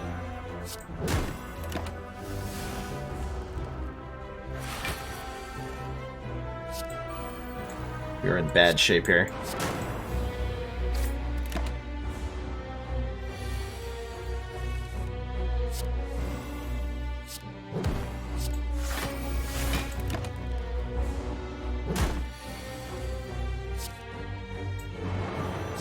He's gonna just like tank all the hits necessary. Yikes.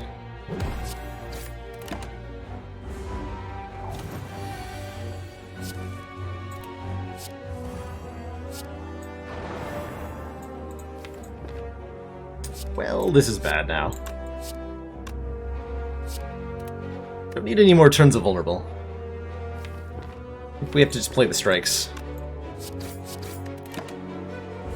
Yikes. Yikes.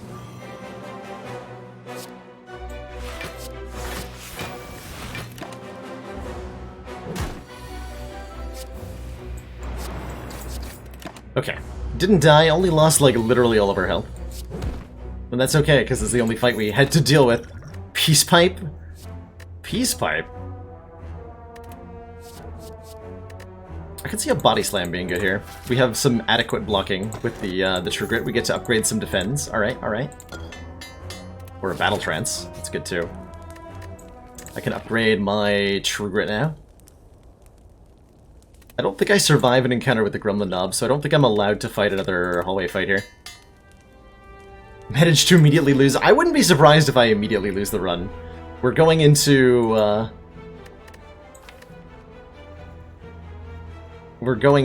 boss fight with very little preparation.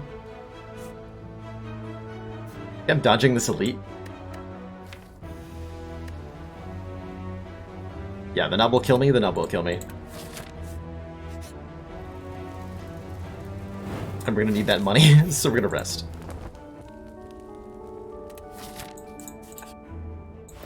Yes, store with a block guard and a headbutt. Both of these are very good. Don't think I could have afforded it, reasonably afforded to remove there. I will take a relic from this blood potion, though. Ancient tea set. Anytime we enter a rest site, start the next combat with some hit points. Can I afford to upgrade the shrug? Probably not, but I'm going to. Alright, slime boy. That I drew these cards in the opener is almost certainly terrible.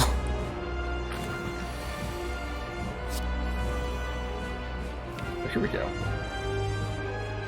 Go. Bash. Headbutt. The shrug, probably. So I can survive this next turn. I also feel like we didn't build the right deck for Slime Boss. I don't feel like we had a whole lot of options in what we built for Slime Boss, but I definitely agree that we don't have the right one.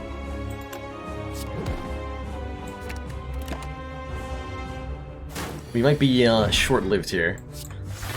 But the good news is that attempting the challenge again won't take long. Because there's no fights.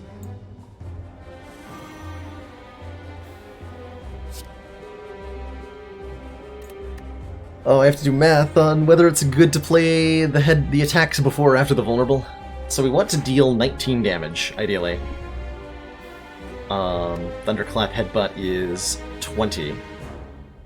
No, we want to deal 18, excuse me.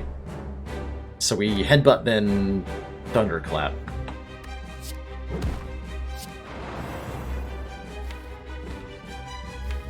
What did we Headbutt? We Headbutt a Shrug.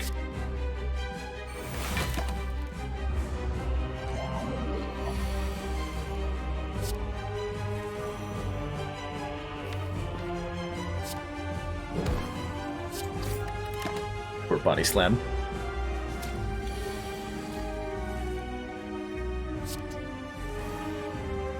Poor Body Slam.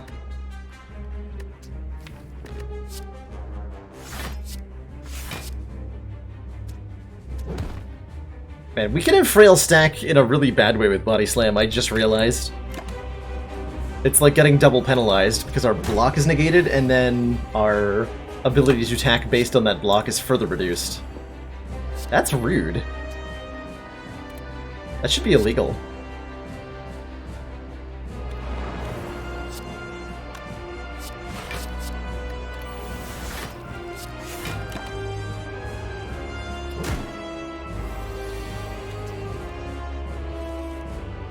Gotta actually get to Body Slam meaningfully? Well, no, I'm both weak and frail, so not really, but... You do 10 whole damage? Which doesn't even split? Aha.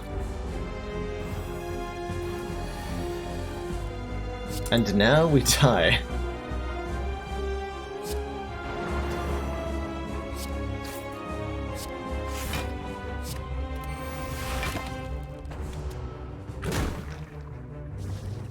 This definitely feels like we did not build the right deck for Slime Boss. Okay. Our adventure has come to an end. Unexpectedly. No one could have seen this coming. GG. Okay, let's give Silent a shot at that. We may even actually have to drop this all the way down to Ascension 0. Did I build a deck at all? Not really. Not really. There's limited, ability to do that when you don't get card picks. Which is, I think, one of the points of doing a run like this. It's kind of show, like, why hallway fights are so important in Slay the Spire.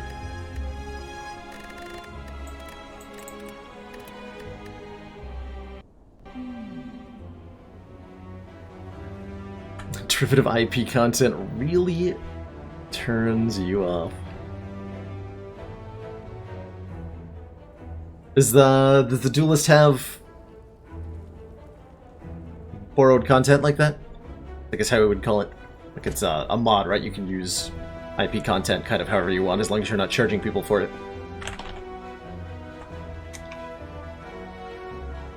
There we go. Alright, one Juzu Bracelet, one Angry Silent. One map full of question marks. Who will win? This time I at least get to go to a little bit of a later store, so maybe we have more money?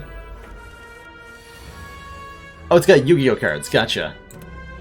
Yeah, people were talking about Yu-Gi-Oh earlier, and I wasn't sure if that was, like, part of the class itself or a comparison.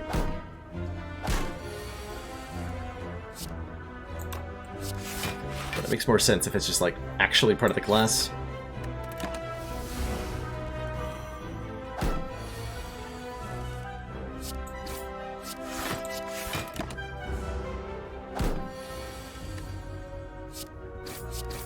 Allowed to go to hallway fights? No. The whole point is that we don't do any hallway fights.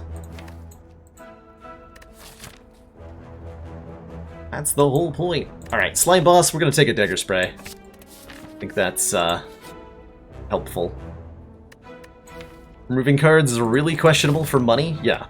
Spending money is very questionable on things that aren't cards. But getting free removals is entirely different. Same goes for transforms. Show? I mean, I'll take it. I will definitely also take Poison Stab and Noxious Fumes as ways to deal damage.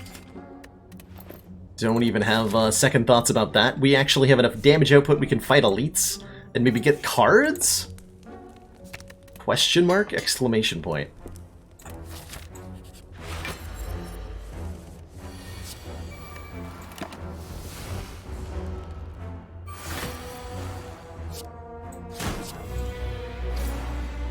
Really solid opener here.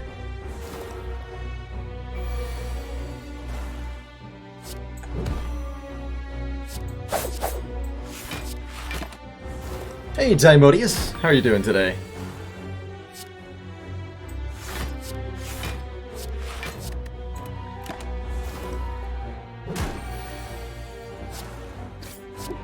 Something order.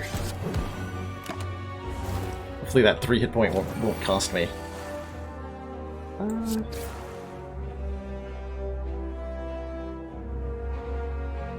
Nope. He's 4 hit points away. It did not cost me. Might have actually wanted to defend 3 times that turn. But doing math is for suckers. This is a cool kid stream where we don't do any math at all, ever. I'm not going to say no to that catalyst. I'm just not going to. I'm even gonna upgrade it. I'm sorry to hear that, Dimodius. Hopefully you can find some relaxation in the stream. And a momentary escape from whatever woes it is you're having. Or if you need a place to vent, you're more than welcome to as well. And we're going to take a heater, and how about... But I don't take that. How about I fight another elite? After I get another upgrade. Probably on Neutralize? No, on Dagger Spray. Upgrade Dagger Spray, fight another elite? Yeah. That's the correct play here.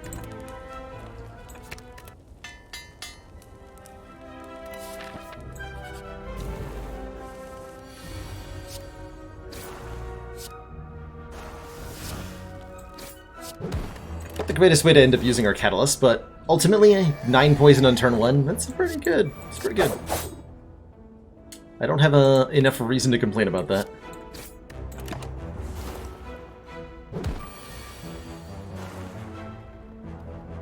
Seven, that's a kill. Nice. Cloak and Dagger, Infinite Blades, Caltrops. With a choke, both the Shiv cards are adequate. Is approximately the best face I can make at those cards. Adequate. Vajra makes them adequate as well? Alright, I'm convinced. That we should take one of these 2 cards. Probably the Cloak and Dagger, huh? Yeah. Probably the Cloak and Dagger, mostly because of my immense hatred for Infinite Blades.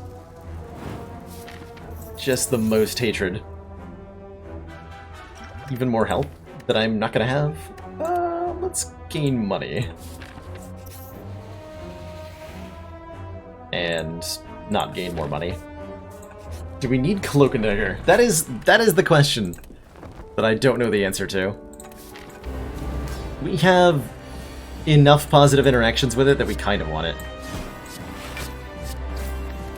But only kind of.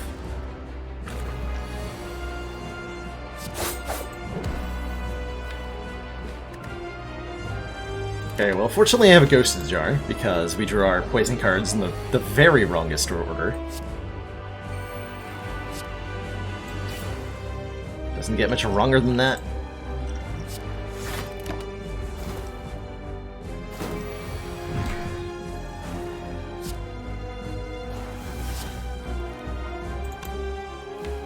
Not sure I was meant to play that.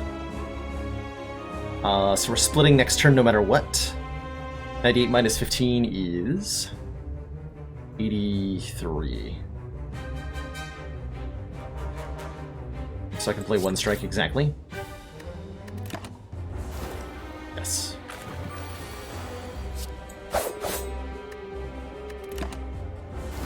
Okay, this is a much better matchup against the Slime Boy. Thankfully.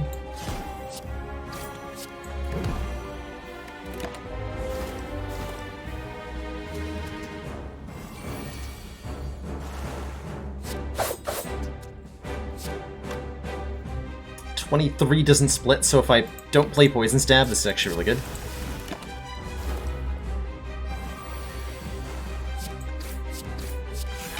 Beautiful. Okay. Much, much better than our last attempt. Nightmare, Malaise, Alchemize. Oh, fascinating. Nightmare Catalyst is kind of a win condition in and of itself. But Malaise is a very important defensive card for Silence. I could see either of them being the correct answer here.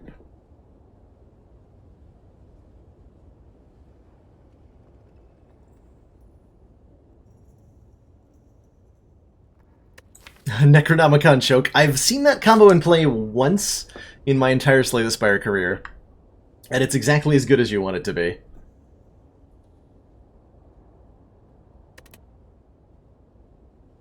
I feel like Act 2 hallway fights are going to be very, very difficult without a Malaise. And boss fights are going to be very, very difficult without a Nightmare.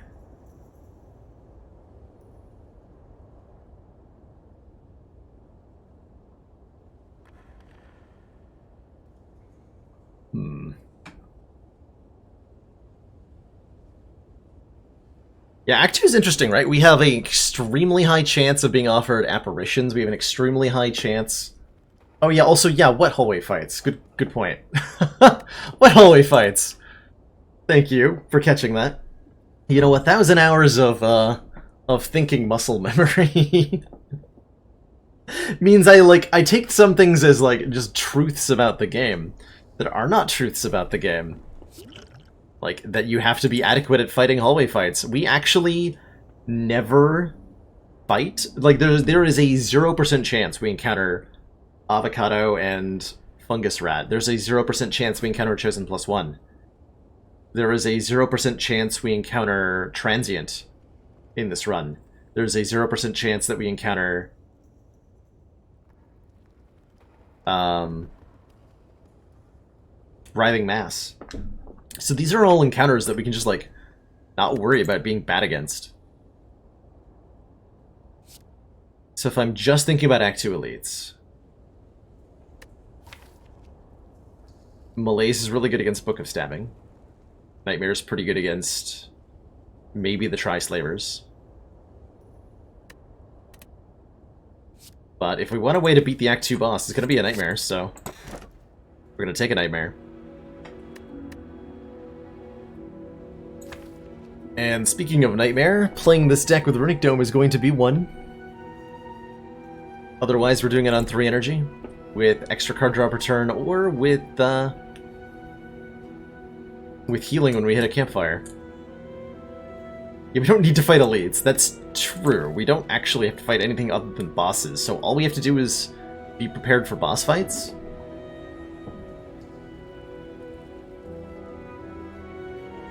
Do we just do Nightmare Apparitions then? Which we can almost assuredly get.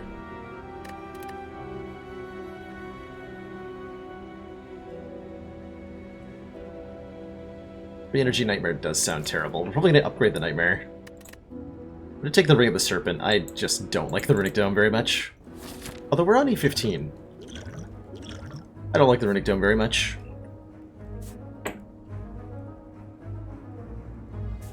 So let's hit a store and see if there's like a well-laid plans or something. This is an important question to ourselves. Almost assuredly going to use a Dex Potion here. By the way.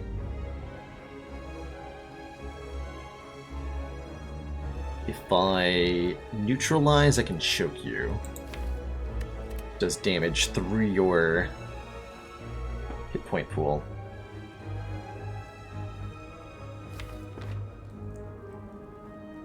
And then next turn we have Catalyst killing, so actually Energy Potion will kill here. If we go neutralize, choke.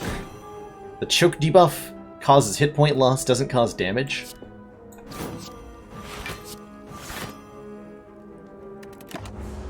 And this is actually not killing. I thought it was killing. This is only 9 damage. Math! Well, it's dead next turn. What I said, right? Had a next turn lethal with it? Completely.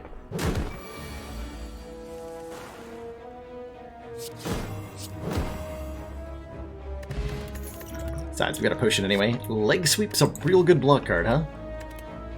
We'll take a real good block card. Weekend is also particularly good against bosses. Apotheosis, Potion Belt, Bottled Lightning, Frozen Eye. This definitely looks like a deck that wants an Apotheosis in it. If I had to estimate, I would say it wants that.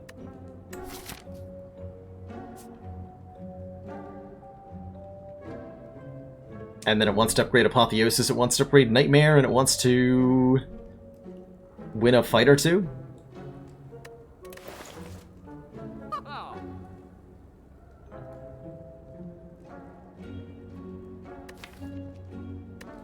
Do I pay for a strike removal?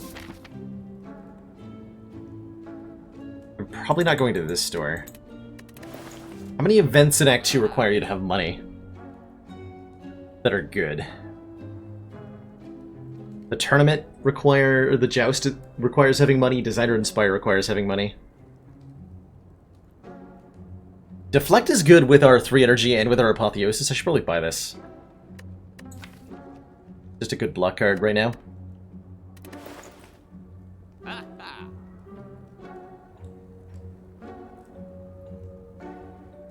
The Whack Hype, yeah.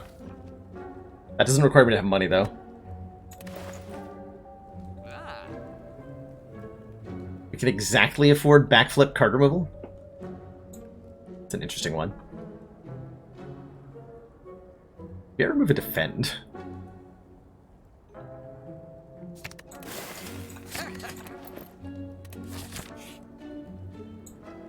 Now I think I do remove a defend. We have enough.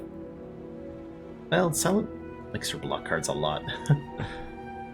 One more. What? I transformed a strike into a well-laid plans? Are you kidding me? Awesome. And if I take 275 gold, I can remove this curse at the store. So let's grab the curse. Possibly bottle our well-laid plans. Although then I have a regret.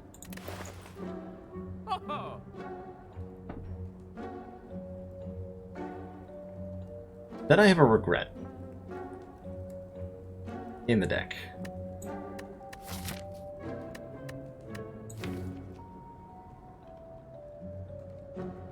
This was a bottled lightning, I would take it. I think I'm just gonna remove the curse. It's a pretty bad curse. How do I feel about Blind? Blind is a pretty good card for mitigating incoming damage, when upgraded, especially on a zero-cost deck. Or not a zero-cost deck, a 3-mana deck? Sure. Let's give it a shot.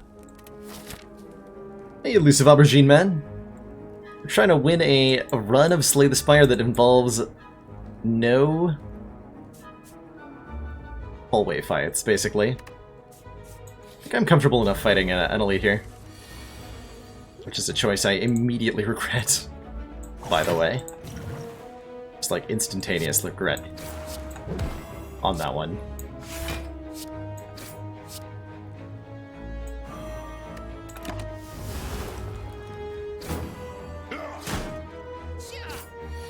Oh yeah, we have extra card draw too. Yeah, the blind is nice, right? Blind is very nice. Okay, so you're not dying, which means I'm being vulnerable next turn? Oh boy. Please have mercy. 9 currently. I'll miss the Noxious Fumes. I think I have to play Dagger Spray. So that I have a chance of killing that guy next turn.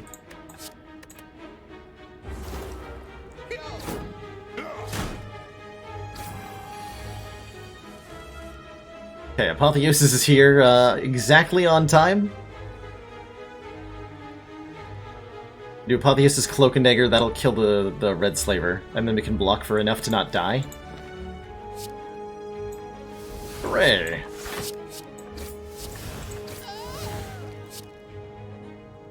I'm not dead. Yet.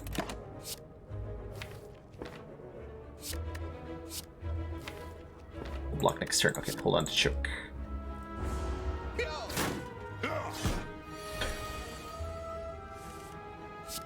No pun is too cheesy for a Baylord viewer. That's just a fundamental rule of the Spire.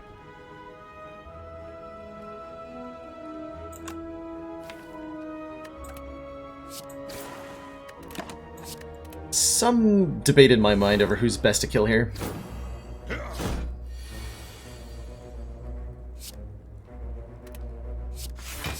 Debate that goes unresolved to this very day.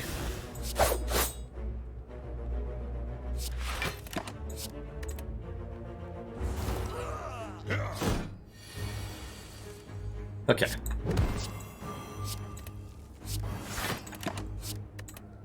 A costly but worthwhile victory. I hope so.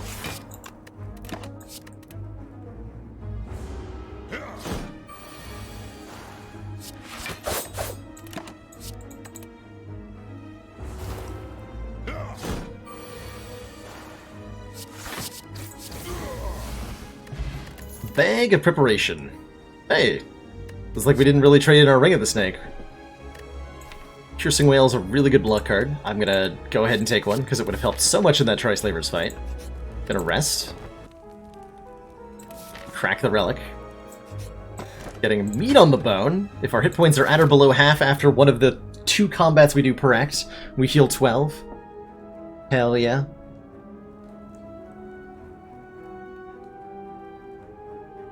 As with most things in Slay the Spire Landbow Simulator, it depends on the cards you've got in your deck.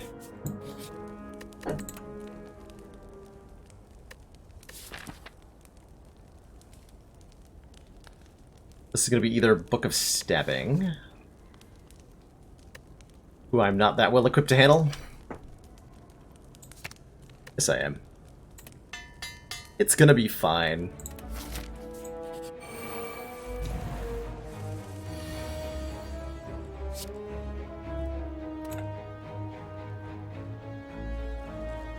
I think I'm using Nightmare on the Piercing Whale.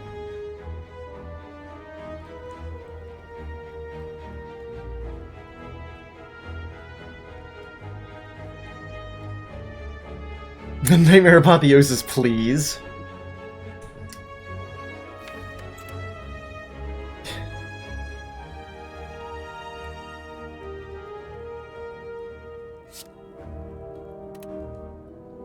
Do Nightmare on the Piercing Whale. I want to play Willing Plans and I want it upgraded.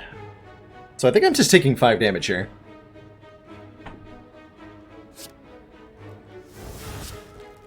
I think this is our play.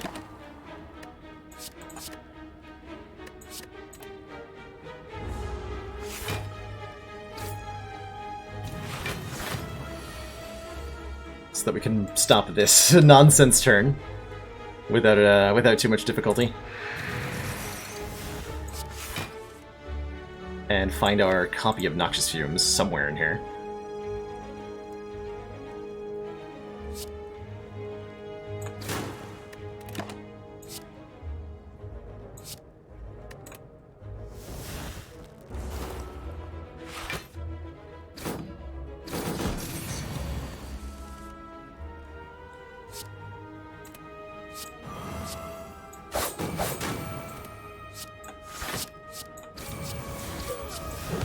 Okay, that should buy me enough time for Catalyst to roll around. At least I hope so. We probably want to hold on to that, huh? Let the poison go up a little higher. Yeah, that's better.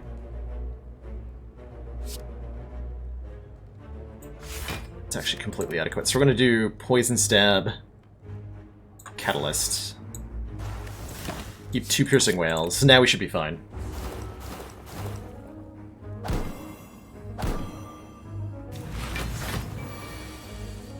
$13 times 3, more like none damage.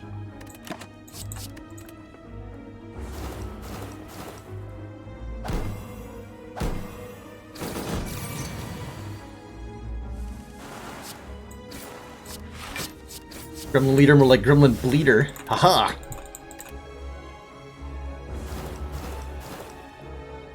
More like Gremlin Weed that we picked. Hey, tough bandages. If we ever have any way to discard things, that'll do something. Currently it makes Survivor slightly better.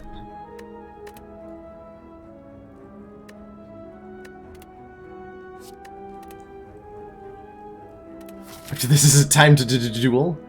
I think I have enough runs today that I won't be able to slap that on today's docket. But I will definitely put that on the list of mod characters to play. I'm sure we'll end up playing at least 1 mod character next week, because the suggestions for mod characters are piling up. People have suggested the Gatherer, the Servant, the Duelist. But nobody suggested Administrix, interestingly enough. Though I heard that one was complicated as all heck. Alright, here's the apparitions. I think we want them, right? We have the Well-Aid plans already. We have an Apothea. Yeah, we just take these, right? Yeah. It's not even going to be that painful that we have them, because we're not doing a lot of fights. Upgrade 2 random cards? No, but I will pay for removal. Or Transform 2, actually, is even better. We can get rid of Strike and possibly Cloak and Dagger. No, Strike and Choke, actually, is what I would like to get rid of. Can I have those cards back? Please? Please and thank you. I would like to have my bad cards back.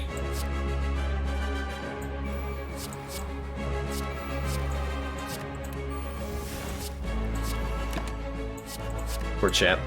Has no idea what's about to happen to him.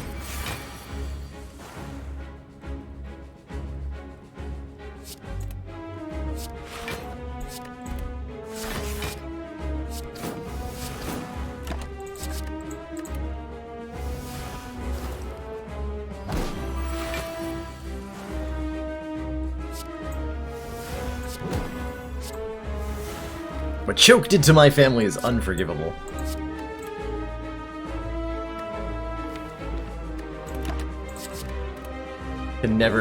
Can never be allowed to exist. Weird, complicated, and not a whole lot of fun to watch since everything feels so random. That's a pretty good reason not to play. Or what to watch. For a character.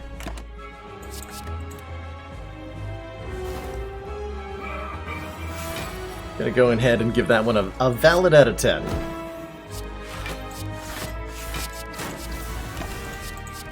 Oh, I was supposed to set up the Poison Stab, I think.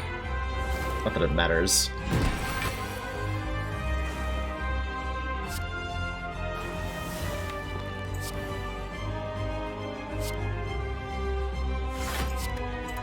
Should be a kill next turn. Assuming I can do math correctly. Yeah, that's super dead. We actually went really overkill here. 1,188 poison. Got him.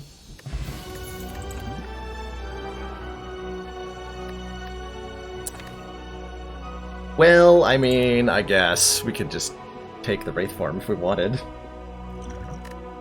But why would we do that when we could have another copy of Nightmare? And a Runic Pyramid. Or a Busted Crown. Either of which are completely fine here.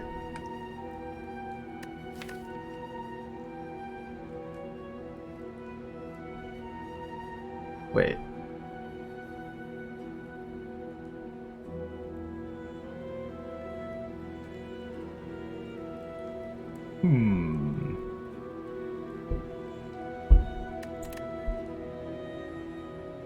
Think for a second here. We have most of the pieces. Not all the pieces. We have most of the pieces required to stall infinitely against the heart.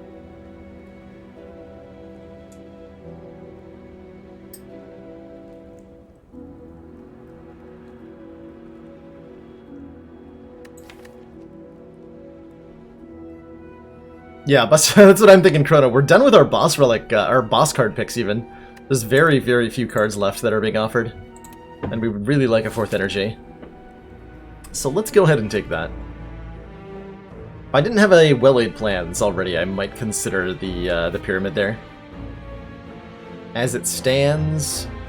Nah.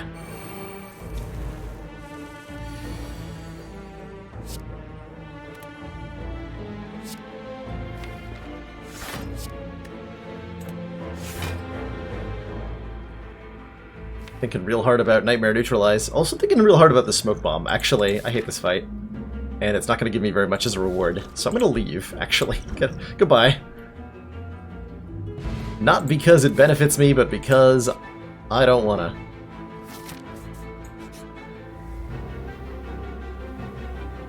Alright, I guess Poison Stab is leaving the deck. And Madness is now entering the deck. Badness is now entering the deck. The reason for the badness is that we can make copies of cards that have been... we can use Nightmare to make copies of zero-cost Madness cards, and those cards that are Madness will create free copies when Nightmared. That's what I was trying to say.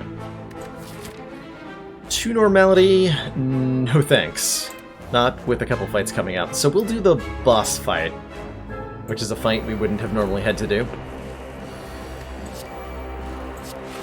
We're dramatically increasing the number of fights in this act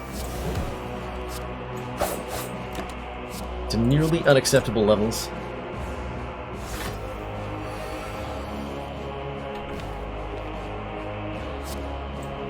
Can't help but notice the lack of poison cards ever since we got rid of, you know, one of our 2 poison cards. Wah.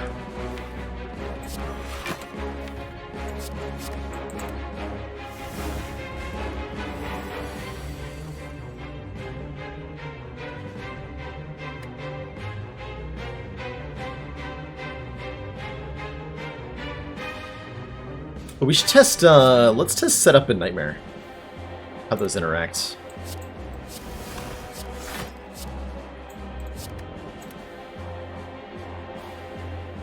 Inquiring minds want to know.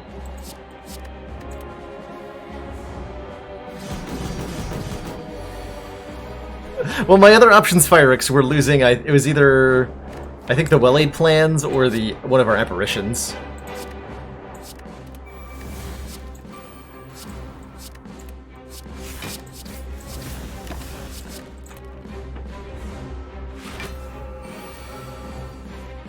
Oh! Ooh, I didn't know that. Okay, so we also learned something important here, which is that Setup makes the Nightmared card free. Setup is better in more situations than I thought it would be. Cool. Very cool.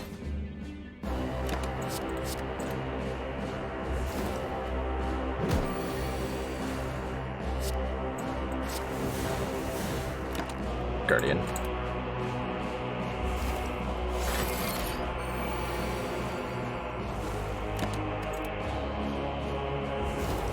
I set up it and then nightmared it. Carissa. Dead Branch.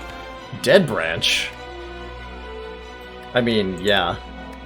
Dead Branch is good. I'll take a Dead Branch. Dead Branch real good. 10 out of 10.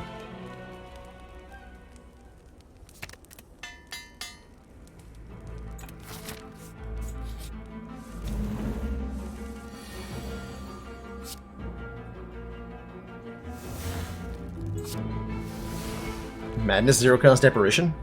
Or Nightmare the... yeah. It's Nightmare the Zero Cost Apparition. That seems pretty good.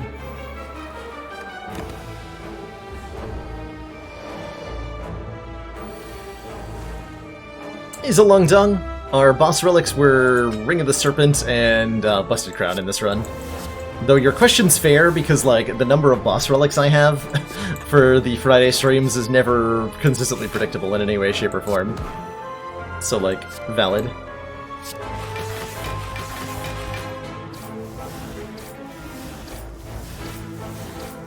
Dead Branch, hear my prayers!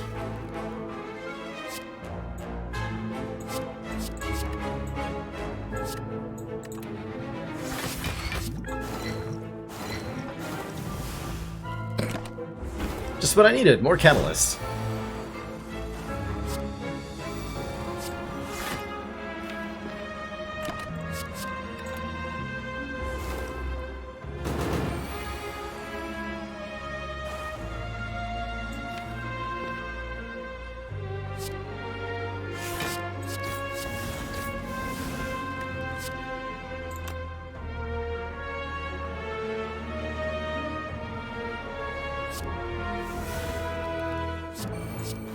Not 100% sure what to do with my hand here. I'm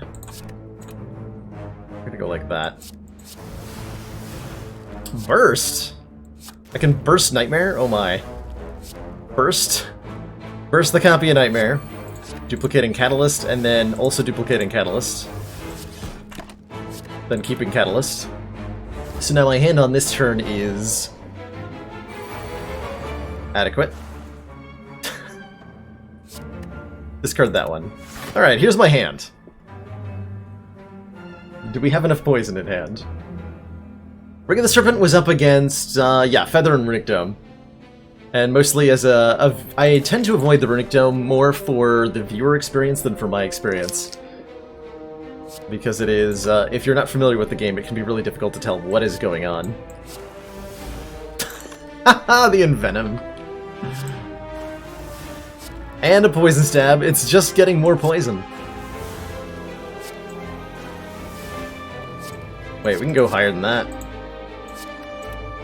Who said we were done? 1,152. Bottled Meteor Strike? No, not this time? Damn. Oh, hell yeah, Bouncing Flask. Get in the deck, please. We need another initial poison source pretty badly. And that one will do. Usually turn off the stream when you see a Runic. Yeah, there, exactly. For people like you, I tend to pass on the Runic Dome. Now, if I'm on a win streak and I think it's the best way to win, I will take it and I'll commentate the hell out of all the decision-making regarding it, but it's just easier to avoid it and try to win with the other stuff, especially when we're playing for fun, like we are on Fridays here.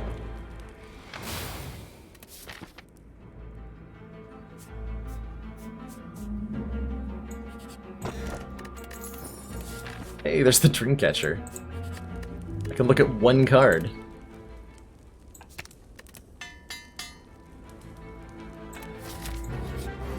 I even have my own thing. Usually if I tune into a stream of Slay the Spire and the other person is playing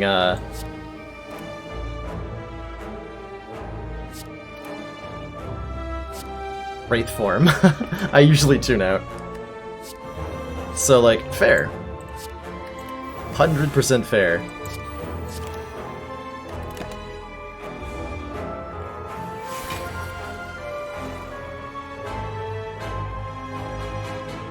Do I...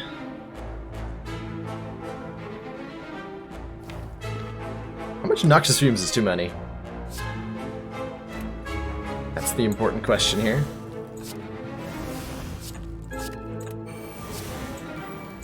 How much Noxious Fumes is too many?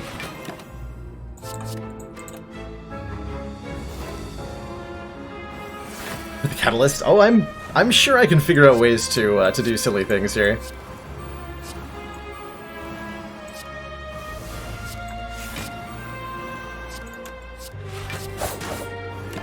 We're applying 21 poison per turn. That's a lot of poison.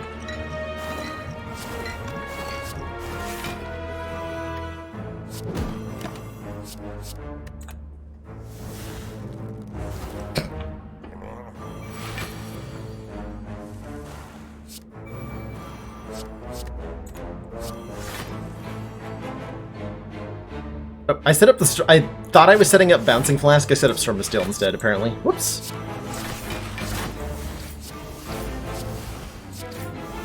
This Dead Branch really likes poison cards. Cool. Why are you still here? Question I ask myself every morning.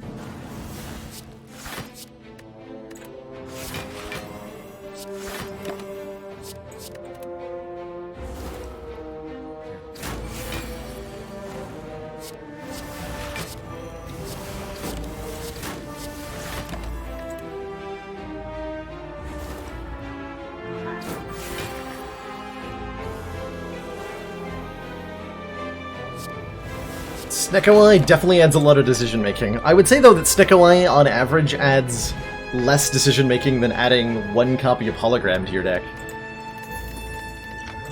How do you feel about the defect in general, Carissa? Which is not necessarily a bad thing either, mind you, more options.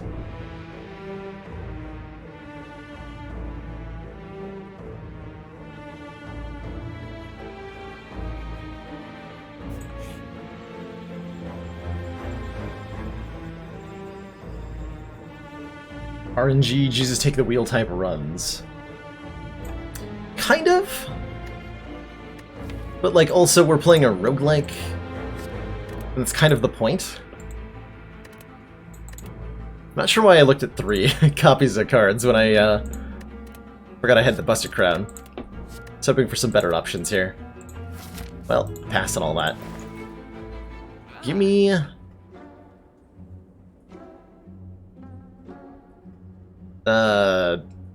card removal? Get this unload out of here. Get the unload out of here. Give me a poison potion. I'm gonna use that against, like, the heart or something.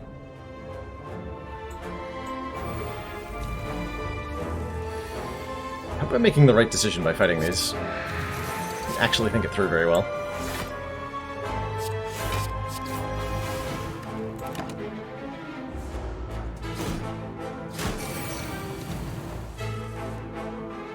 Auto wins except when they're randomly losses.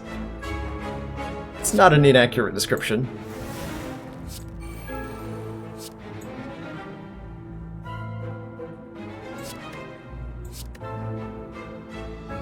I can guarantee Madness hits the Bouncing Flask. Cool.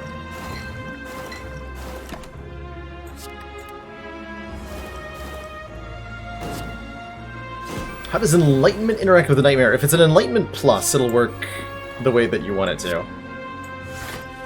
But only if it's an upgraded Enlightenment.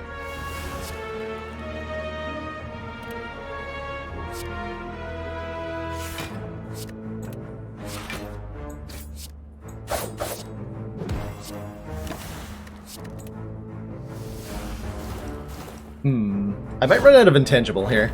Well, scratch that. I already have run out of Intangible. So I might run out of hit points here.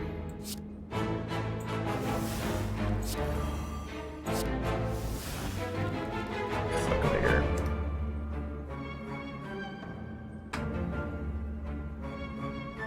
Fine Nightmare Dagger Spray. I could do a lot of damage. Is that the correct play here? I think it is.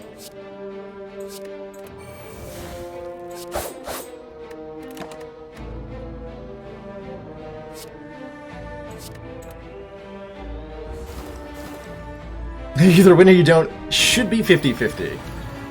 It's pure luck, Anonymous. It's the only explanation. This game is 100% luck. And I am 90% dead. Ow. Was this fight worth it?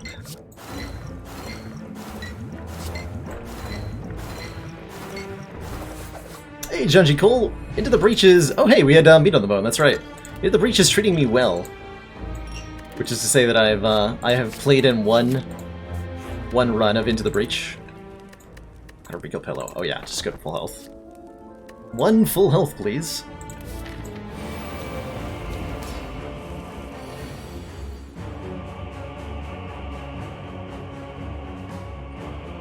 Nightmare Apparition. That feels correct. Not play Apparition though, it's not enough health to be worth it. Let's take the 5 instead.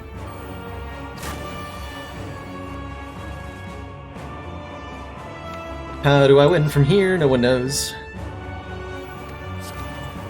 Probably involves playing 2 apparitions, so I survive the multi-attack turn though. Ooh, concentrate into Crippling Cloud. Yes, please.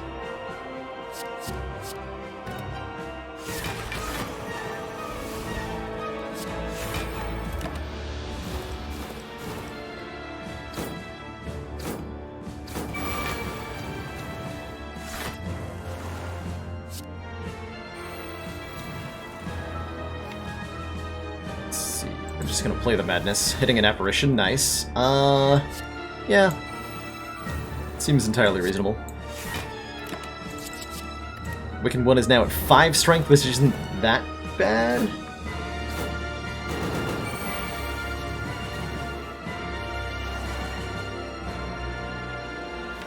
It's pretty bad.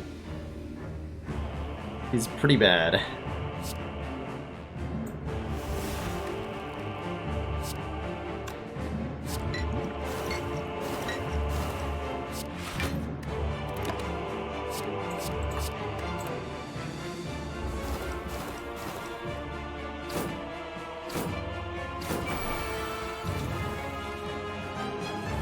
Saw game once where any fatal hit would cause you to survive with half a hit point in a game that otherwise didn't use non-integer hit points. That is bizarre. I like that.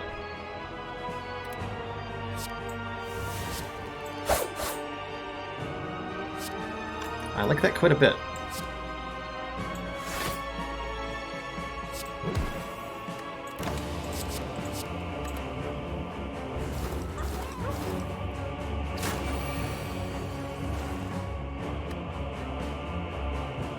Okay, we did not get footwork in play. The footwork? The footwork. Doesn't mean we can't block, though.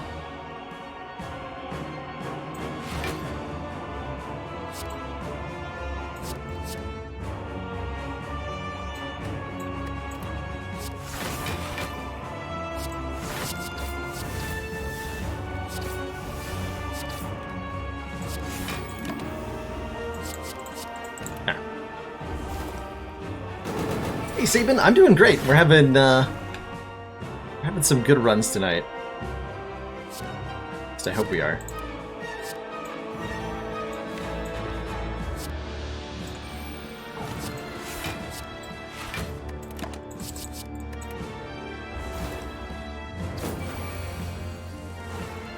I think I'm nightmaring Catalyst in this fight. We use two on this form of the boss and two on the next one. It's bullet time, by the way.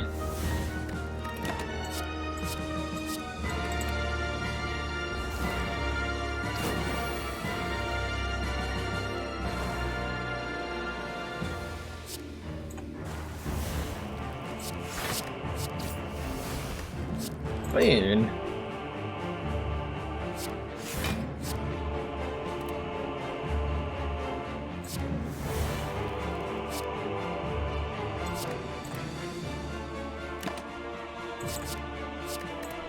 Works out approximately the same way. Mega Man Battle Network is a that's a phrase I haven't heard anyone use in a long time. That's still active.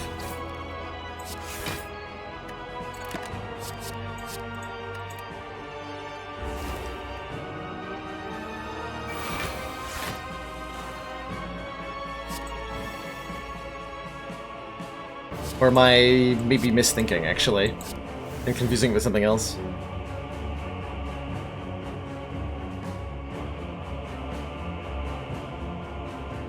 Oh yeah, Game Boy Advance. Okay, yeah, that is old then.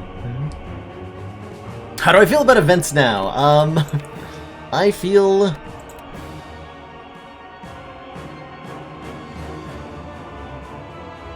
this run has been interesting.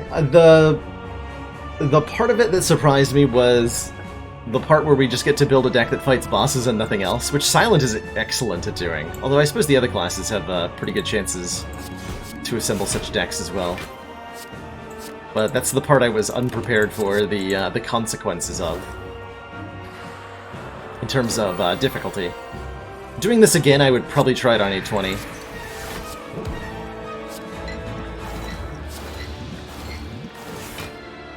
It does show you, like, where did our actually good stuff come from? Boss Fight 1, Boss Fight 2, Store, Transforms. Okay, we got some really good Transforms that I do have to give a lot of credit to the events for.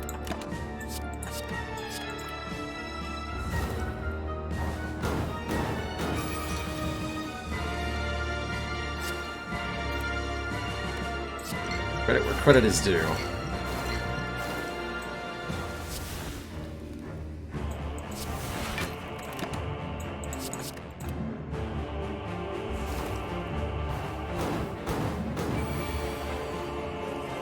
So maybe hallway fights are the worst thing in Slay the Spire.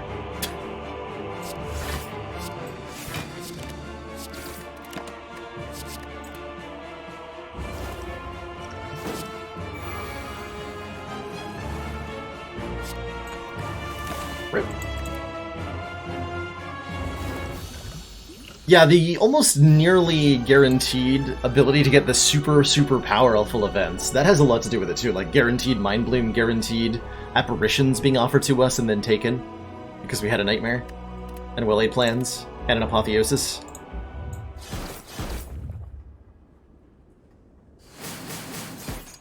That had a lot to do with it, actually. And a lot of the time when I find myself in a regular run, when I find myself taking question marks, it's because I'm trying to get a specific one of those events.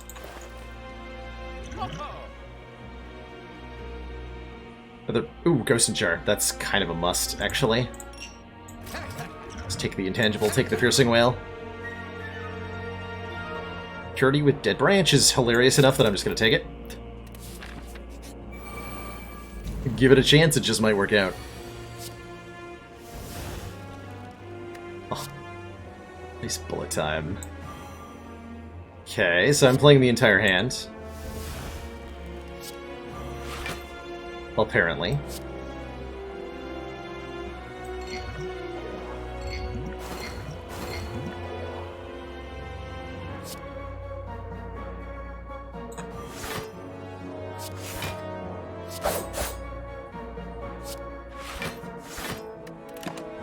Actual benefit to playing that piercing whale.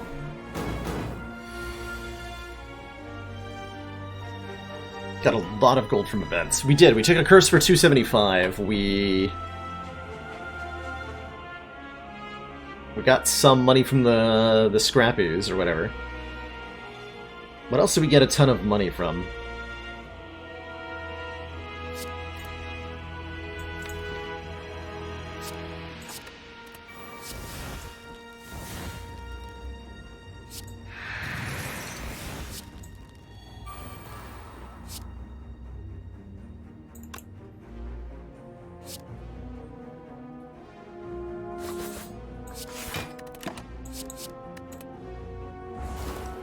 Oh yeah, we broke the statue or whatever.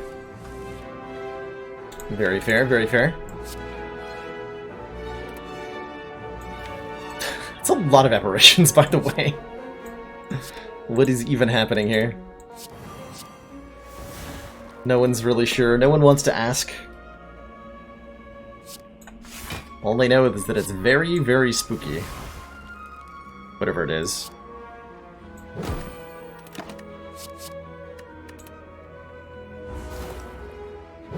I think I'm just going to be invincible for the rest of the fight now. Seems like a correct decision to be making.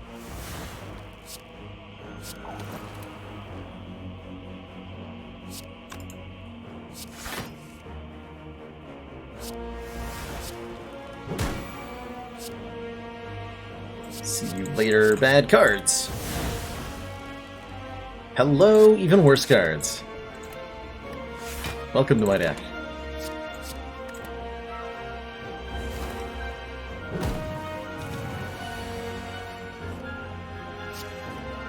Yeah, that was the theory, that we'd get kind of screwed over by not getting the cards. Didn't happen in practice. And I don't know what that means. If we got lucky or our premise was wrong. Either way, this run's turned out much, much stronger than expected. Which is really cool.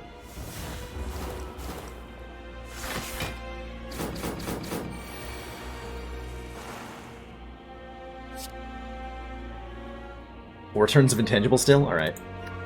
Doing Venom, Storm of Steel. The Wombo combo.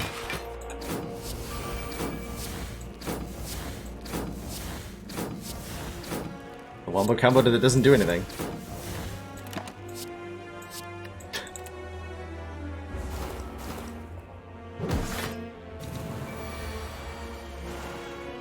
Why are there guaranteed Mind Bloom and apparitions? So for this run specifically, where almost every space in the map is an event, and we have a Juicy Bracelet, there's only so many events in each act, and we were just able to, like, find the ones that were important every time.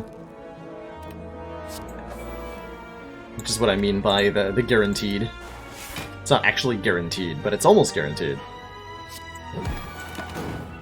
Taking damage. Unacceptable.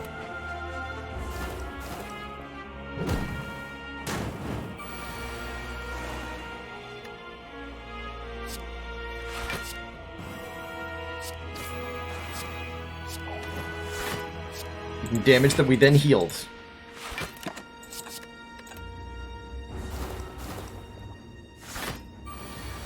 It's a mod that removes hallway fights. Chrono made it, like, in a half hour before the stream. This is very thrown together. And I super appreciate it. Because I've enjoyed the process. Yes, I did just set that up. You saw it happen here. Set up the burn.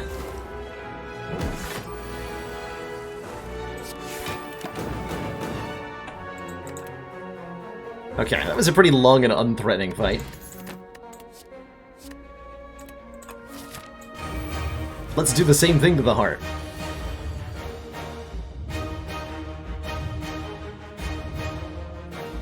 I think we're gonna take some damage here. Play Apotheosis. Well, actually, we're gonna heal off the damage with Birdface turn, so Apotheosis footwork. That's actually just like good order. Basically.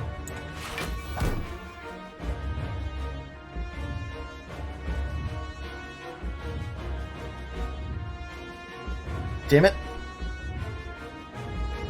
This is not the opening hand I wanted.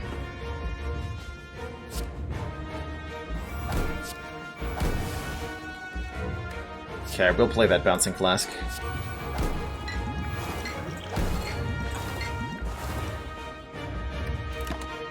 And we send our 2 nightmares to the graveyard. With a pile of cards that we're not drawing from, which is the worst place for them to be.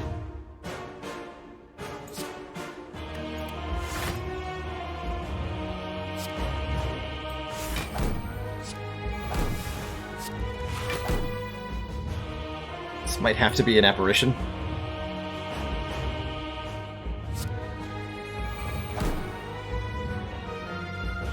Or I could just take the damage.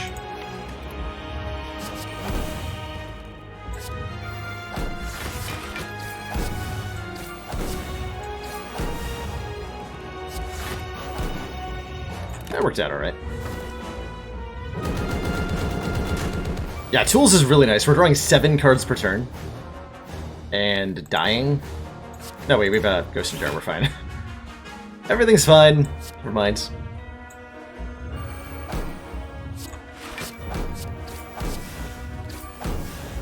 He's definitely a little bit worried for a second there. Though.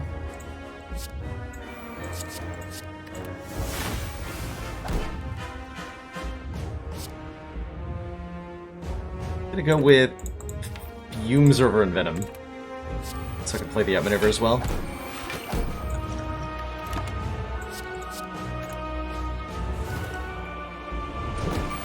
Okay, good thing we bought the Ghost and Jar at the store, otherwise that would have been death.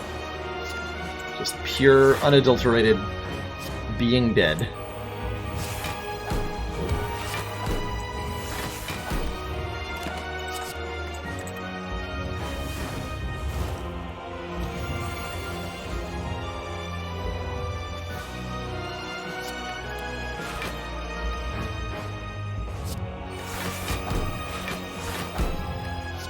I'm supposed to set up something, I think.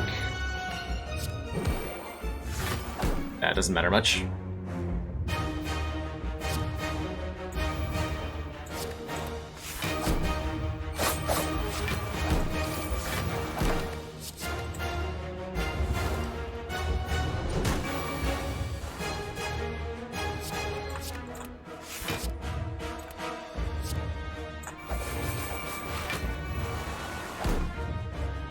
Since Catalyst is free, we have 2 Nightmares coming up, which I would like to use for the fullest extent of the law.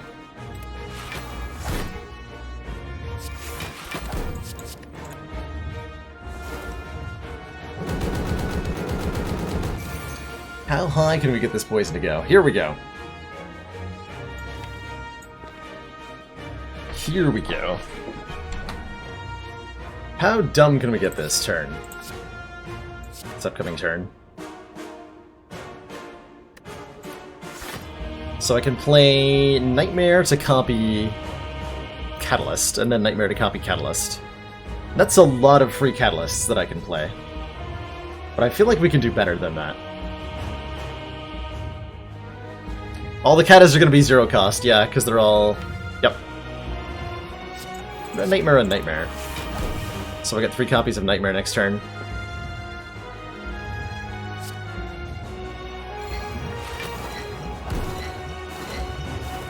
Then I'm going to Nightmare Catalyst.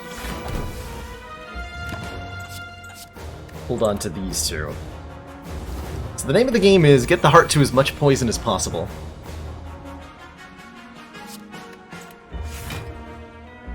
That's the goal here.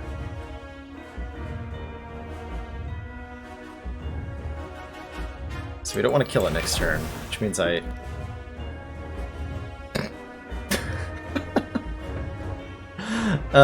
that's funny. So I burst a Nightmare Catalyst. Twice. Then play all the Catalysts, then play all the copies of Catalyst.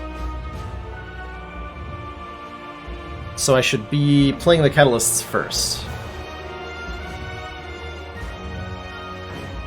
So we're getting 6 additional copies of Catalyst next turn. I think that's the best I can do. In terms of getting the heart, because we send the heart way over the poison limit. Well, not over the poison limit, but way over the reasonable amount limit. Very quickly here. Let's make sure that we don't get something even better with Dead Branch somehow.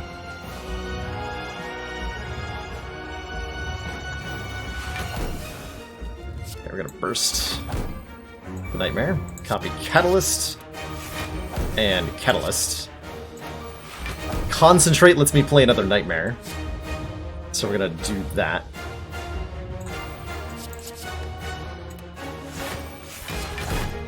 Making even more copies of Catalyst.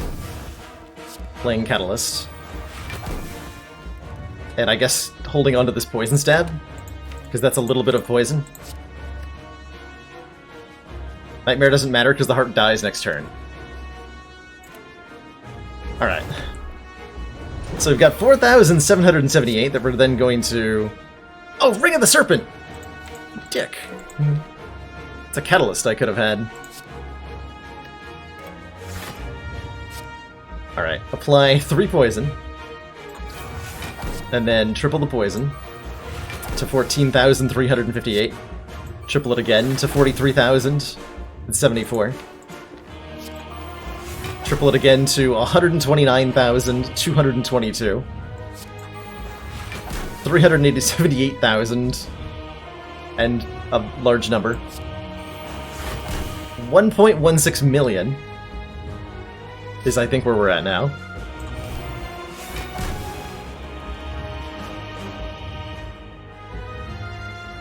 Beat of Death? Oh, Beat of Death is now on 2. Okay. Just had to, like, double check with myself here. Get rid of some stuff. Let's create some cards with Dead Branch. Maybe one of them says poison on it. Kind of. Alright, 3.48 million. 10,466,982. And then... Pi... Apparently pi million. 3.14 times 10 million.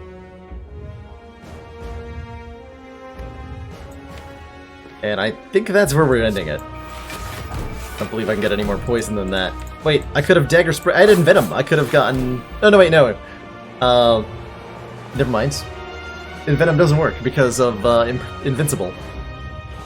Little known interaction. Venom says, whenever you deal unblocked attack damage, apply poison. And if the Invincible blocks the damage, it blocks the poison too. Because you didn't deal unblocked attack damage. GG. Take 30 million damage.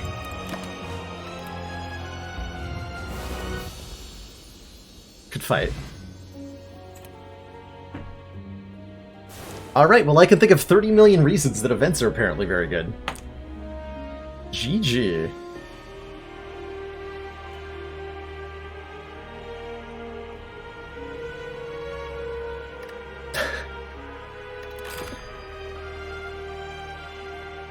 You know, I've never heard anybody describe KFC in that way. Everybody says Taco Bell is like poison. the first time I've heard somebody say KFC. Alrighty, thank you, Chrono, for that ridiculous experience. I super appreciate it.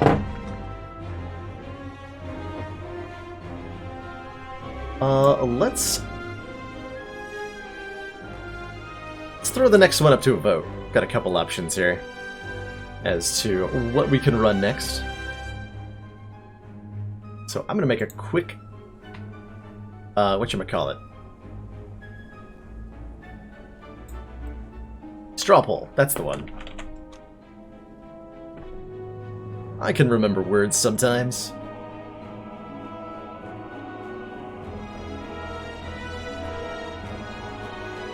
Have I tried the Saiyan yet? No, I think I saw that there was like a DBZ class of some kind. Highest I've upgraded is Searing Blow. Out of combat, I think the highest I've seen is plus 16 or so. And then in combat, arbitrarily high. We stopped when it did 1,000 damage. It killed Champ with it, but we could have gone to any number by playing armaments over and over again.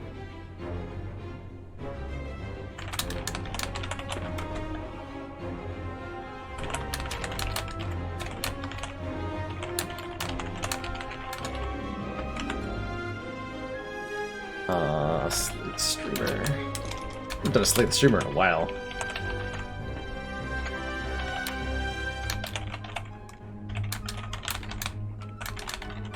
Put a quick description of what these are, just so that people know what I'm talking about. We just had a run where we don't get many cards. This one's even worse, though, so we'll put it on the list. And what else do I have? I'll make it of these three options. Allow multiple poll answers. Great poll. Alright. So here are my options for the next run that we're going to do. We can do a Slay the Streamer run. We can do a run where I start with a copy of Berserk that is in a bottled tornado, and I must play it at the start of every fight. Or a run where I start with the starter deck modifier. So I start with Busted Crown and Binary, and therefore I'm not allowed to choose any cards. And we have to try to build a deck out of basically nothing. Let me know. I'm going to take a really short break, and when I get back, we'll jump into our next run. Thanks so much for watching, everybody. See you in a minute or two.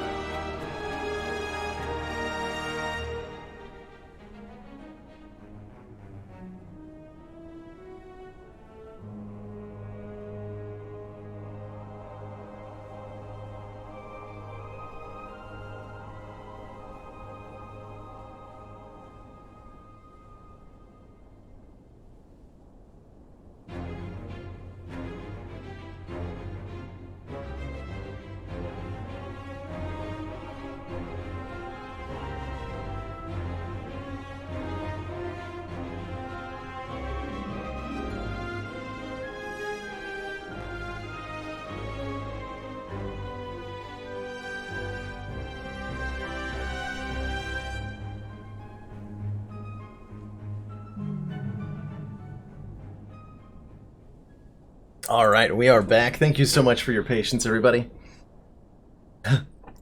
Yeah, Rip Slay the Streamer. I mean, to be fair, it's up against the legendary Bottled Berserk. Can you really blame? Can you really blame him for voting with what is clearly the superior option? The Bottled Berserk. I think I'm going to try this on Ascension 15, because I anticipate dying horribly. If I had the option of whether to play the Berserk or not, it would probably be mostly no.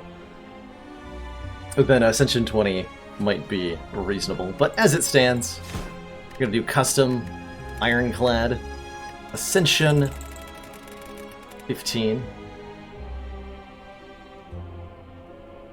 Starting with the Bottled Berserk.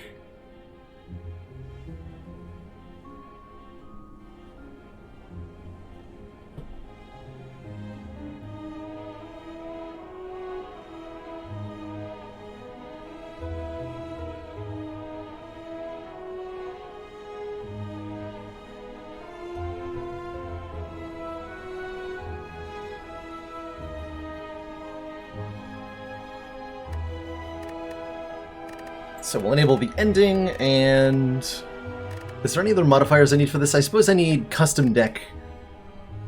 It's probably better to do this with console, given the custom start has proven to be a little buggy at times. Just gonna do this with the console, add the Bottled Berserk. Easy game, easy life. Embark. Time for a challenge, no kidding. Deck, add Berserk. Relic. Add Bottled Tornado.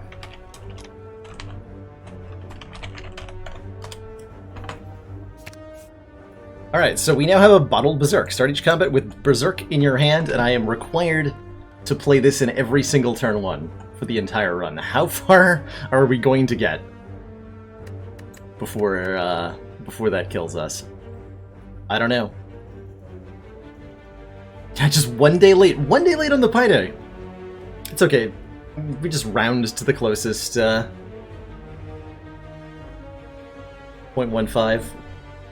Apparently, it's like the old engineer's pi. I think it was a joke when I was in school taking math classes that the engineers, they just round pi to 4. Close enough, right? For a lot of engineering purposes, it kind of is. A leftover pie. A slice of pie. Restore orange pellets. I wouldn't be able to afford it.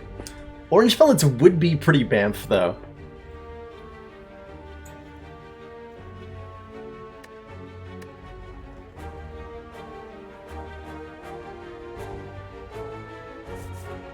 Am I going to the store? I guess is the second question. I think the answer is... Well, hold on. What does our path want to look like? Do we even think about fighting elites with a Bottled Berserk? I mean, it's not that bad against Gremlin Knob. Sentries would be terrifying. Lagavulin would be fine, actually. Yeah, we fight elites, because we're only scared of sentries, and sentries aren't that scary. So I'm gonna fight me some elites. Let's go.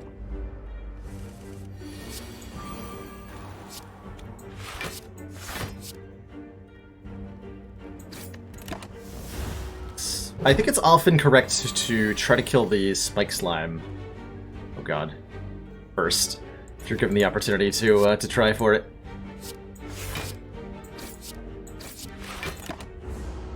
Ow.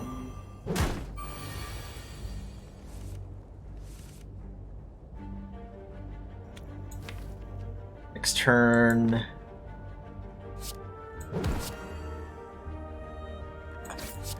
I can't kill it unless I draw 3 strikes, and if I draw 3 blocks, I'm fine. Okay, so that works out either way. Or it could just be not attacking me, and it won't matter much.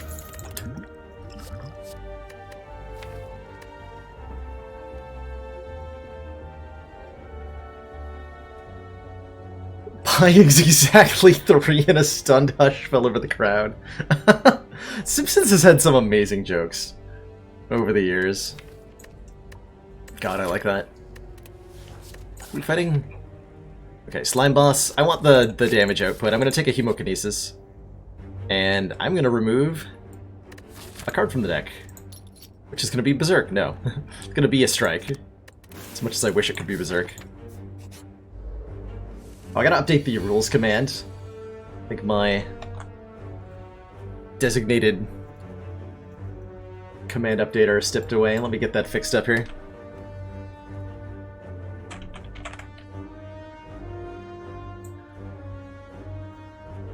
To the bot.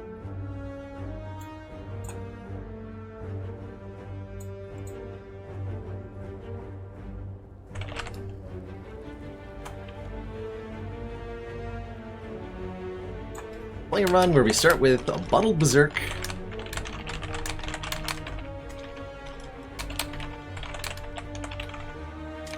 Which I can't spell for some reason.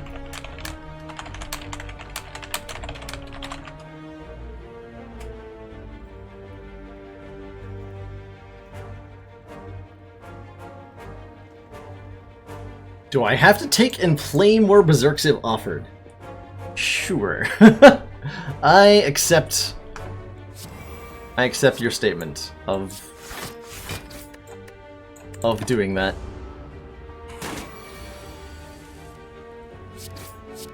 Just don't kill me, Jetworm. 24. Well, good thing I picked up a Hemokinesis. Ow. Disarm. Enemy loses 2 strength. When you're vulnerable, that is even better than normal. So I'm gonna grab that. I don't have a store coming up, so I can't take this curse. Fortunately.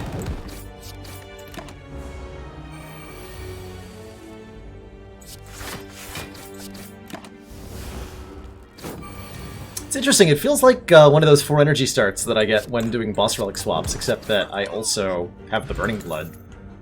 Kinda dig it so far. Sword Boomerang with no strength, or Searing Blow, with presumably needing to rest a lot. Neither? Good old pass. Take them and also bottle them. Generate additional bottles. I can cheat more bottles into play. Bottle the whole world up. That's a terrifying thought.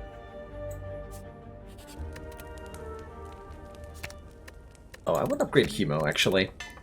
The 1 less hit point lost is super relevant when we're counting every hit point.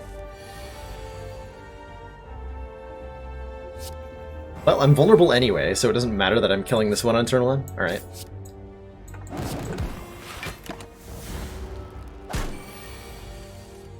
It's really neat that it has, like, no downside in situations where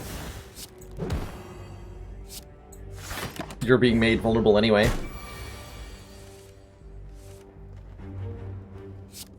How often would you pick up a relic that was Berserk's effect if it was a boss relic? So gain, what, 2 or 3 vulnerable at the start of each combat, but also have an extra energy? Good question. None of the time. I would really like it if I had, say, Clockwork Souvenir to block it. I wonder if I should be looking for the Odd Mushroom in events. That'd be super relevant, right? Do I value events enough that I want to look for them that badly? Probably not. Pretty sure the answer to that is no. Also pretty sure I should be upgrading my Berserk. Gonna take a headbutt for now. Are we fighting this elite? Yes. Oh god. I've made a mistake. I've made a terrible mistake.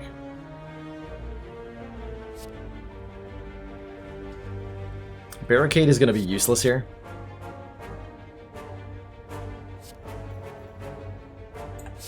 Choose you, Inflame. And feel no pain, perfect.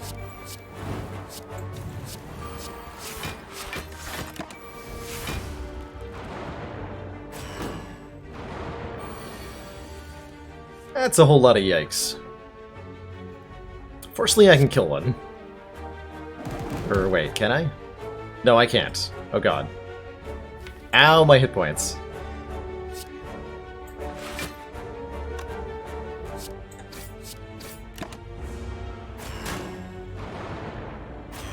Ow.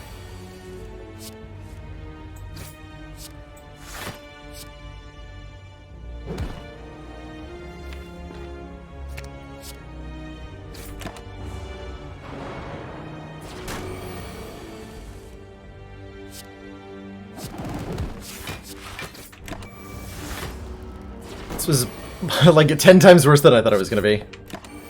Okay. So I was originally thinking I might have a chance against the Burning Elite, and that is no longer true. Do not think that.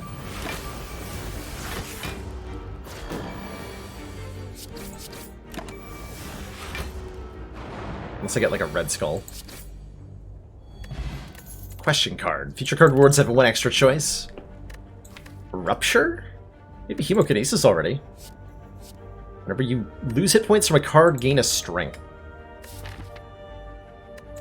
Honestly, I don't mind it. The Carnage is also really good, right? It hits really hard for 2 mana. Either of these are an acceptable damage source. I think I'm gonna go with the Carnage over the two. Of the two, excuse me. And I will take the Ancient Tea Set. Actually, no. On turn 1, we're playing a 0-cost card. I'm gonna take the Sapphire Key. Ancient Tea Set's not doing a lot for us.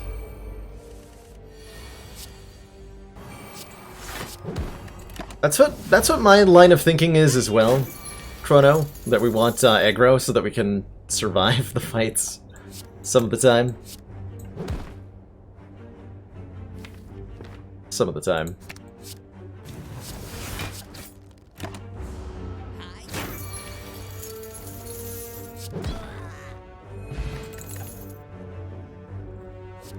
Pummel Strike's nice. Resting is nice.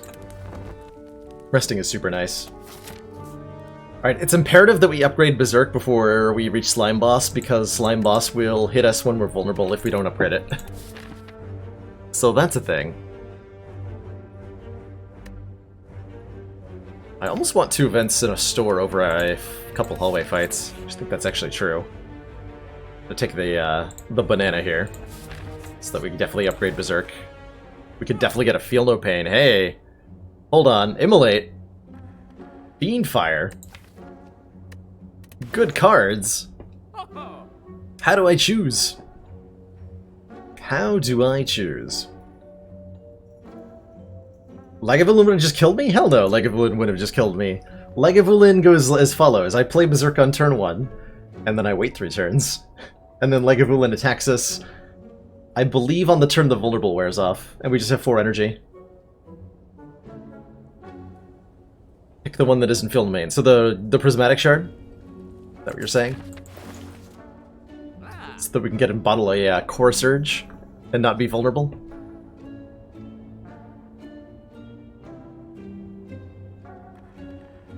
I think I need to take this Immolate. I took the Immolate.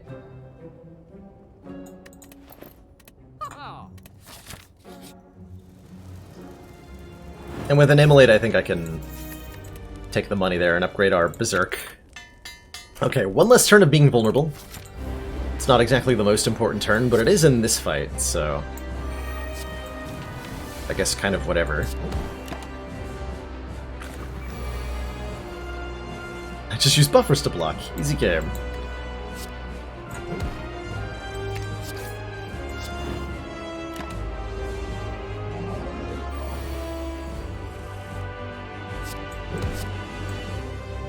The old buffer Hemokinesis combo. A classic. A classic.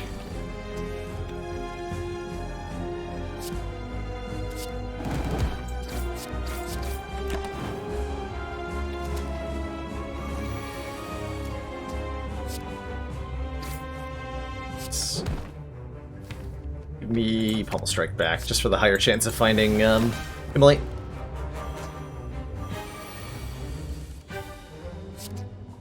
Dual wield for more Berserk. Hopefully we're not fighting a Berserk after this boss, otherwise my Berserk upgrade was a waste. Please no.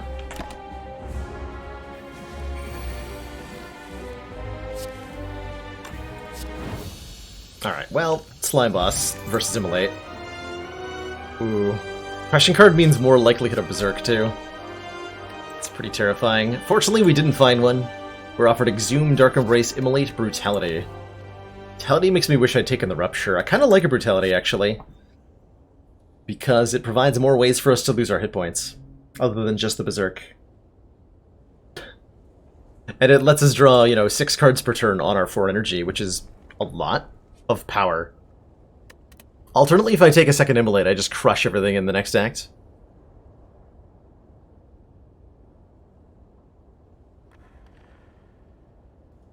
Yeah, just kind of crush everything. Let's go double Immolate. With Cursed Key? Blackblood's kind of a hilarious idea. I think this is definitely a deck that appreciates the 5th energy, right? We have 2 Immolates, Headbutt, Pommel Strike, Carnage Bash, lots of stuff. And I don't want to Runic Dome, so Cursed Key it is. We already have our blue key? Yeah, Cursed Key it is.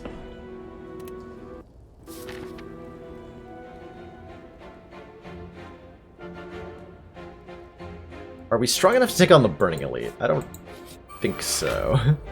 But I'm not 100% sure on that matter.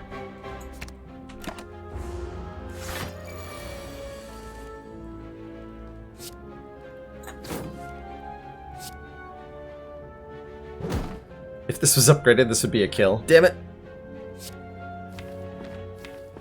Probably have a kill next turn, so I can play the defend. Whew. Okay. Don't actually have any strength, right? Right. But I will take the better block card that's offered to us. Because boy do we need it. Snap Pick Shrug. Don't even think about it. Snap Pick removing a strike, also. Make this deck a little bit less terrifying in terms of the amount of damage it's taking consistently.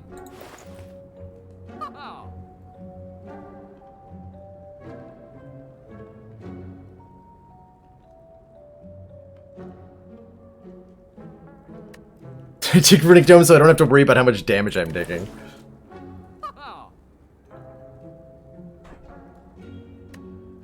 It's a very solid, If I wanted to enjoy the run, that'd be a good way to do it. Do we just take 4 elites with no fires? He asked himself aloud, but then realizes what he said aloud. I mean, we took 2 immolates so we could fight the elites. We're not going to just fight 4 in a row and die miserably. Why did we even bother? I would need, like, a bottle offering for me to, to feel comfortable doing that. Sincerely.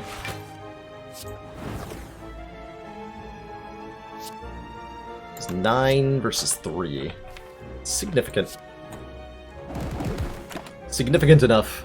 Like, if we draw Immolate, that kills the middle bird. And we're taking so much here? Yeah. So much here.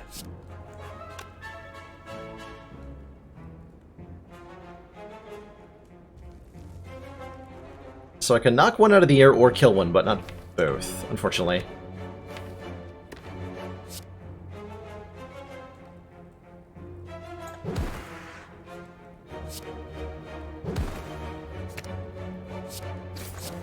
So we'll take our damage.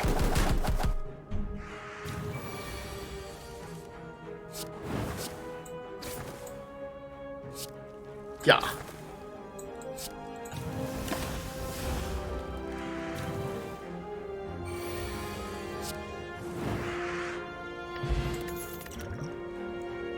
Clash plus. Not even that bad, actually. In this deck. I don't really want another unupgraded Trigret. I do want better block cards, but I don't want another unupgraded Trigret. I do want a relic. I didn't want that relic. I would like a different relic, please. Hello and thank you. I would like a different relic. I would like to transform 2 strikes. Pretty badly, I would. Pretty much always take the transform 2 on this event, and it usually works out pretty well.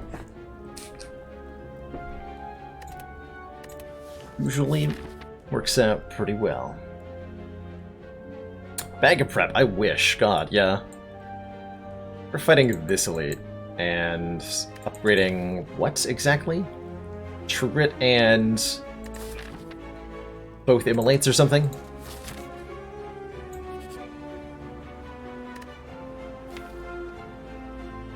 Oh. Well, now that's interesting. Being Berserk isn't a downside if I'm invincible.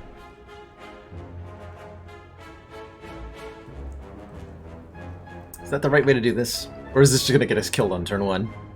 I am not sure. I am not sure. Where's Spooky Ghost last run? Let's change it up and refuse. We've been sufficiently spooked today. Go for the high variance. I mean, the variance beyond having a Bottle of Berserk. I'm playing your cards in the wrong order. The Bottle of Berserk goes on other classes. That's an excellent question. How does Defect deal with being vulnerable on turn 1? Probably not very well.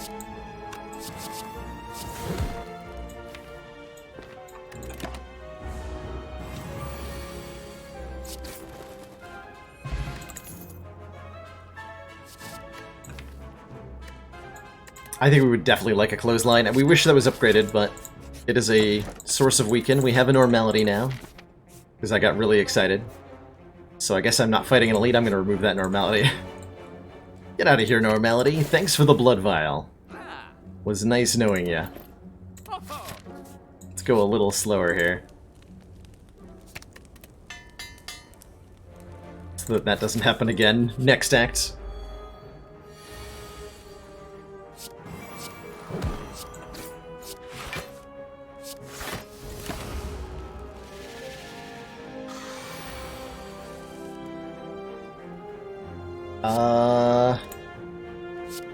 Might actually just be able to kill.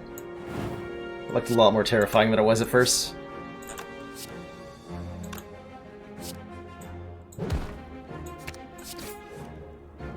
Damn it.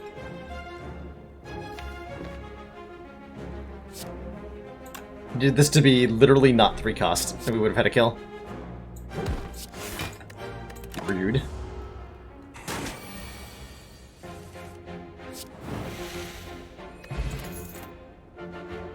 There's the Battle Trance. Perfect. We're looking for what? Okay. Remembering correctly this time, we got a curse key. Just say hard no. No thank you. But I appreciate the generous offer. And be on our merry way.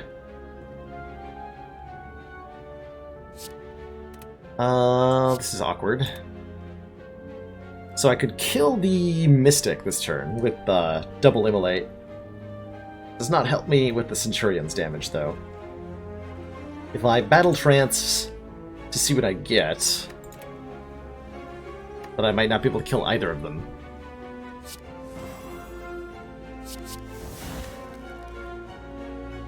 Case in point. Yeah, this was the worst option, right? Was not getting the kill? Oh, crap. Oh, I am so dead.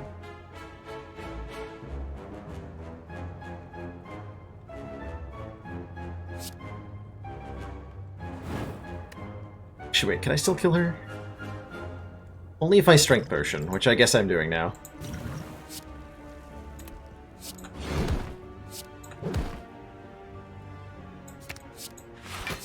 There we go.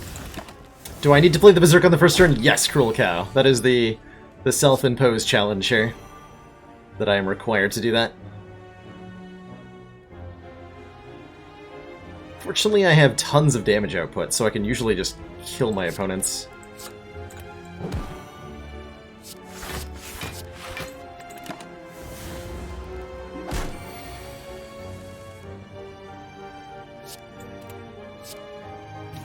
Ah!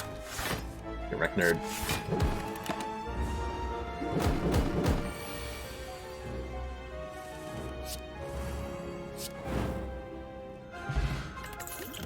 Okay, another shrug. Or we can take an evolve so that we can keep drawing cards once we pollute it with burns from the immolates. Take another shrug. And I think we need to upgrade the other immolate. And I don't know that we win this fight. I do not know that we win this. I really don't have a way to win fights other than playing immolate over and over again. So we might just be dead here.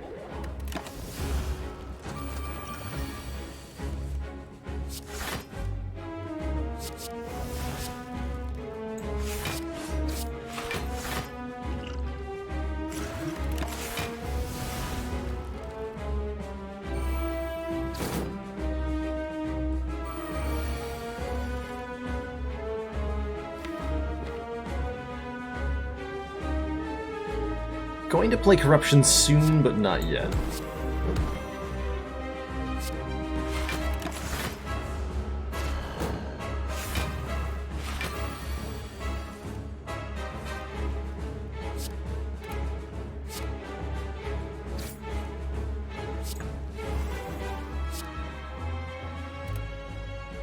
Let's see, I would get Immolate Plus back. Well, it's not happening.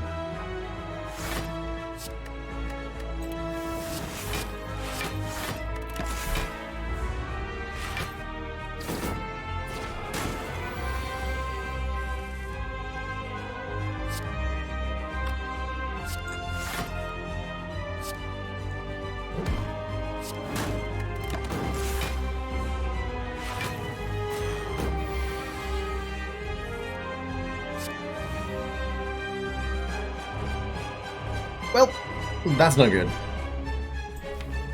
Yeah, we had no way to scale our defenses up, so this was kind of bound to happen.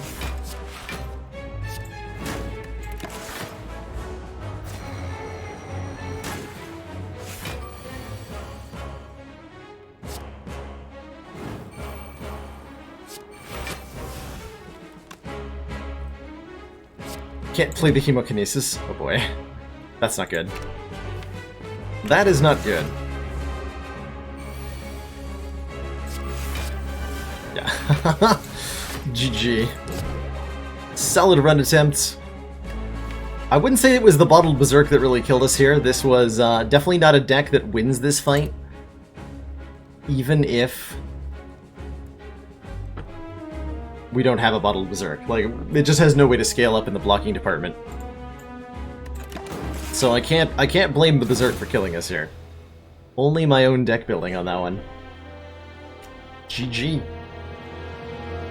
Kind of a short one there. Don't know that I'm gonna try that one again. I think we kind of saw how it plays out. In a lot of fights, the Berserk isn't as bad as, you know, you thought it was. Like, it didn't really do much damage to us once it was upgraded in the Bronze Automaton fight. It didn't do a whole lot in some of the hallway fights. It would have been terrifying in others, like Snake Plant we didn't encounter, but would have been, like, so damn scary.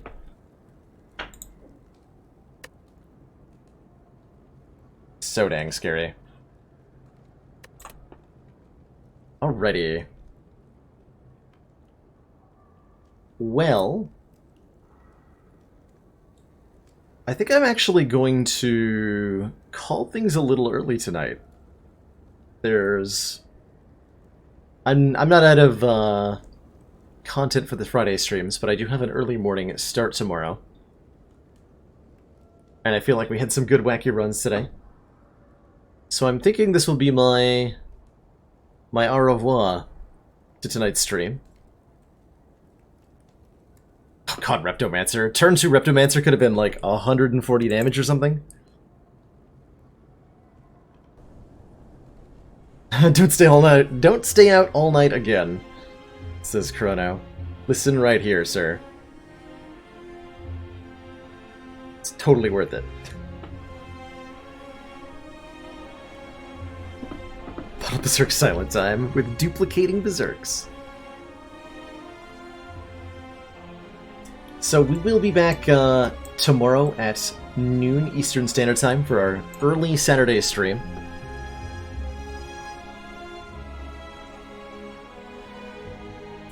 where I'm thinking of playing some Path of Exile. There's been a new league and new content launched for that, and I'm reaching out for ways to freshen up the stream content. So I'm thinking we'll give that a shot. I don't exactly know what I'm gonna do about music. Are we gonna do like in-game music for Path of Exile? Seems like a strange choice. Might have to come up with one of them playlist things. But either way, I hope many of you will join me for that. There will be leveling up and loot drops and all that. I am not new to Path of Exile, no. I am actually less new to Path of Exile than I am to Slay the Spire. Like I have about 2,000 hours in Path of Exile over the many years that it's been installed on my various computers. I will try to, since most of my audience I imagine is new to Path of Exile though, I'm not going to play it like I'm speedrunning it or any nonsense.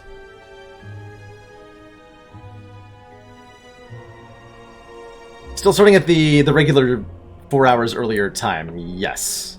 Which may be 1 hour offset if you're a European viewer, because of the daylight savings time shenanigans. I'm gonna check my plugin to make sure that that's correct.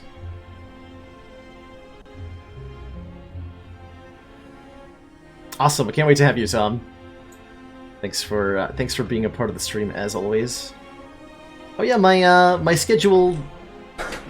So the Streamlabs schedule thing totally did not update for daylight savings time. So let me fix that. That's listed schedule. That's below the stream. So whatever it says below the stream, I'm starting 1 hour earlier than that. Time zones, God, yeah. I'm sure Dark Twinge has had a few rants along the vein. The end of his streams. See you later, Doubtlight. Thanks for tuning in. It's great to have you. Oh, Pee-wee just had a remastering of the soundtrack. Oh, well that makes it easy then. If the soundtrack's been remastered, then it's even like relevant. Hey, like, hey, show off the new content the game has. Awesome. Awesome. Then I just have to be prepared for everybody's mind to break when I open the skill tree. For anyone who hasn't seen the game, that's gonna be fun.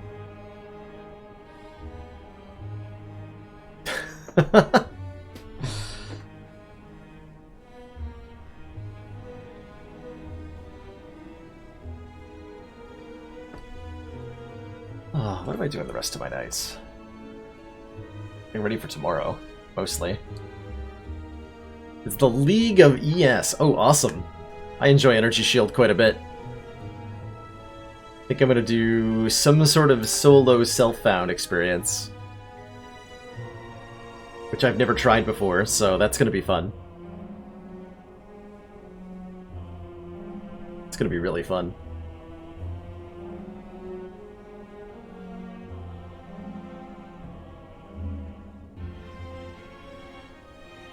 Which means I can't, like, plan around a unique, though. I just have to, like, find something cool and use it. That is exciting.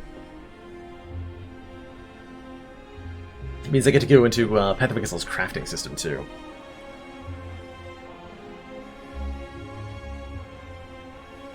I'm looking forward to solo self-found.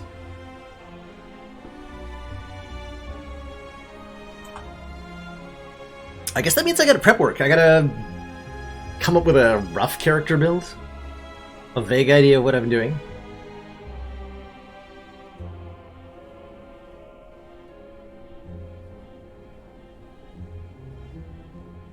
Yeah, make a bad character, find unique gears, then make a new character to fit said items. That does sound like the solo self-found experience, from what I've heard.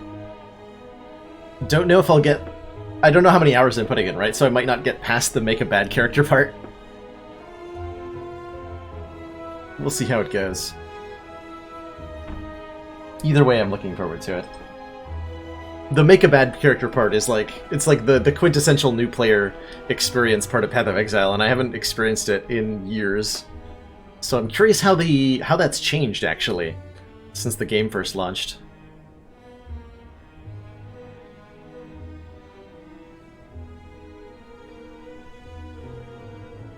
fun times. Alrighty, I'm gonna throw a host on over to one and only the Munchdown. She's playing some Slay the Spire today, which is a rarity on her channel as of late. So we'll show her some love. Say hi to Jessica for me, everybody. And see you all tomorrow. Have a great night.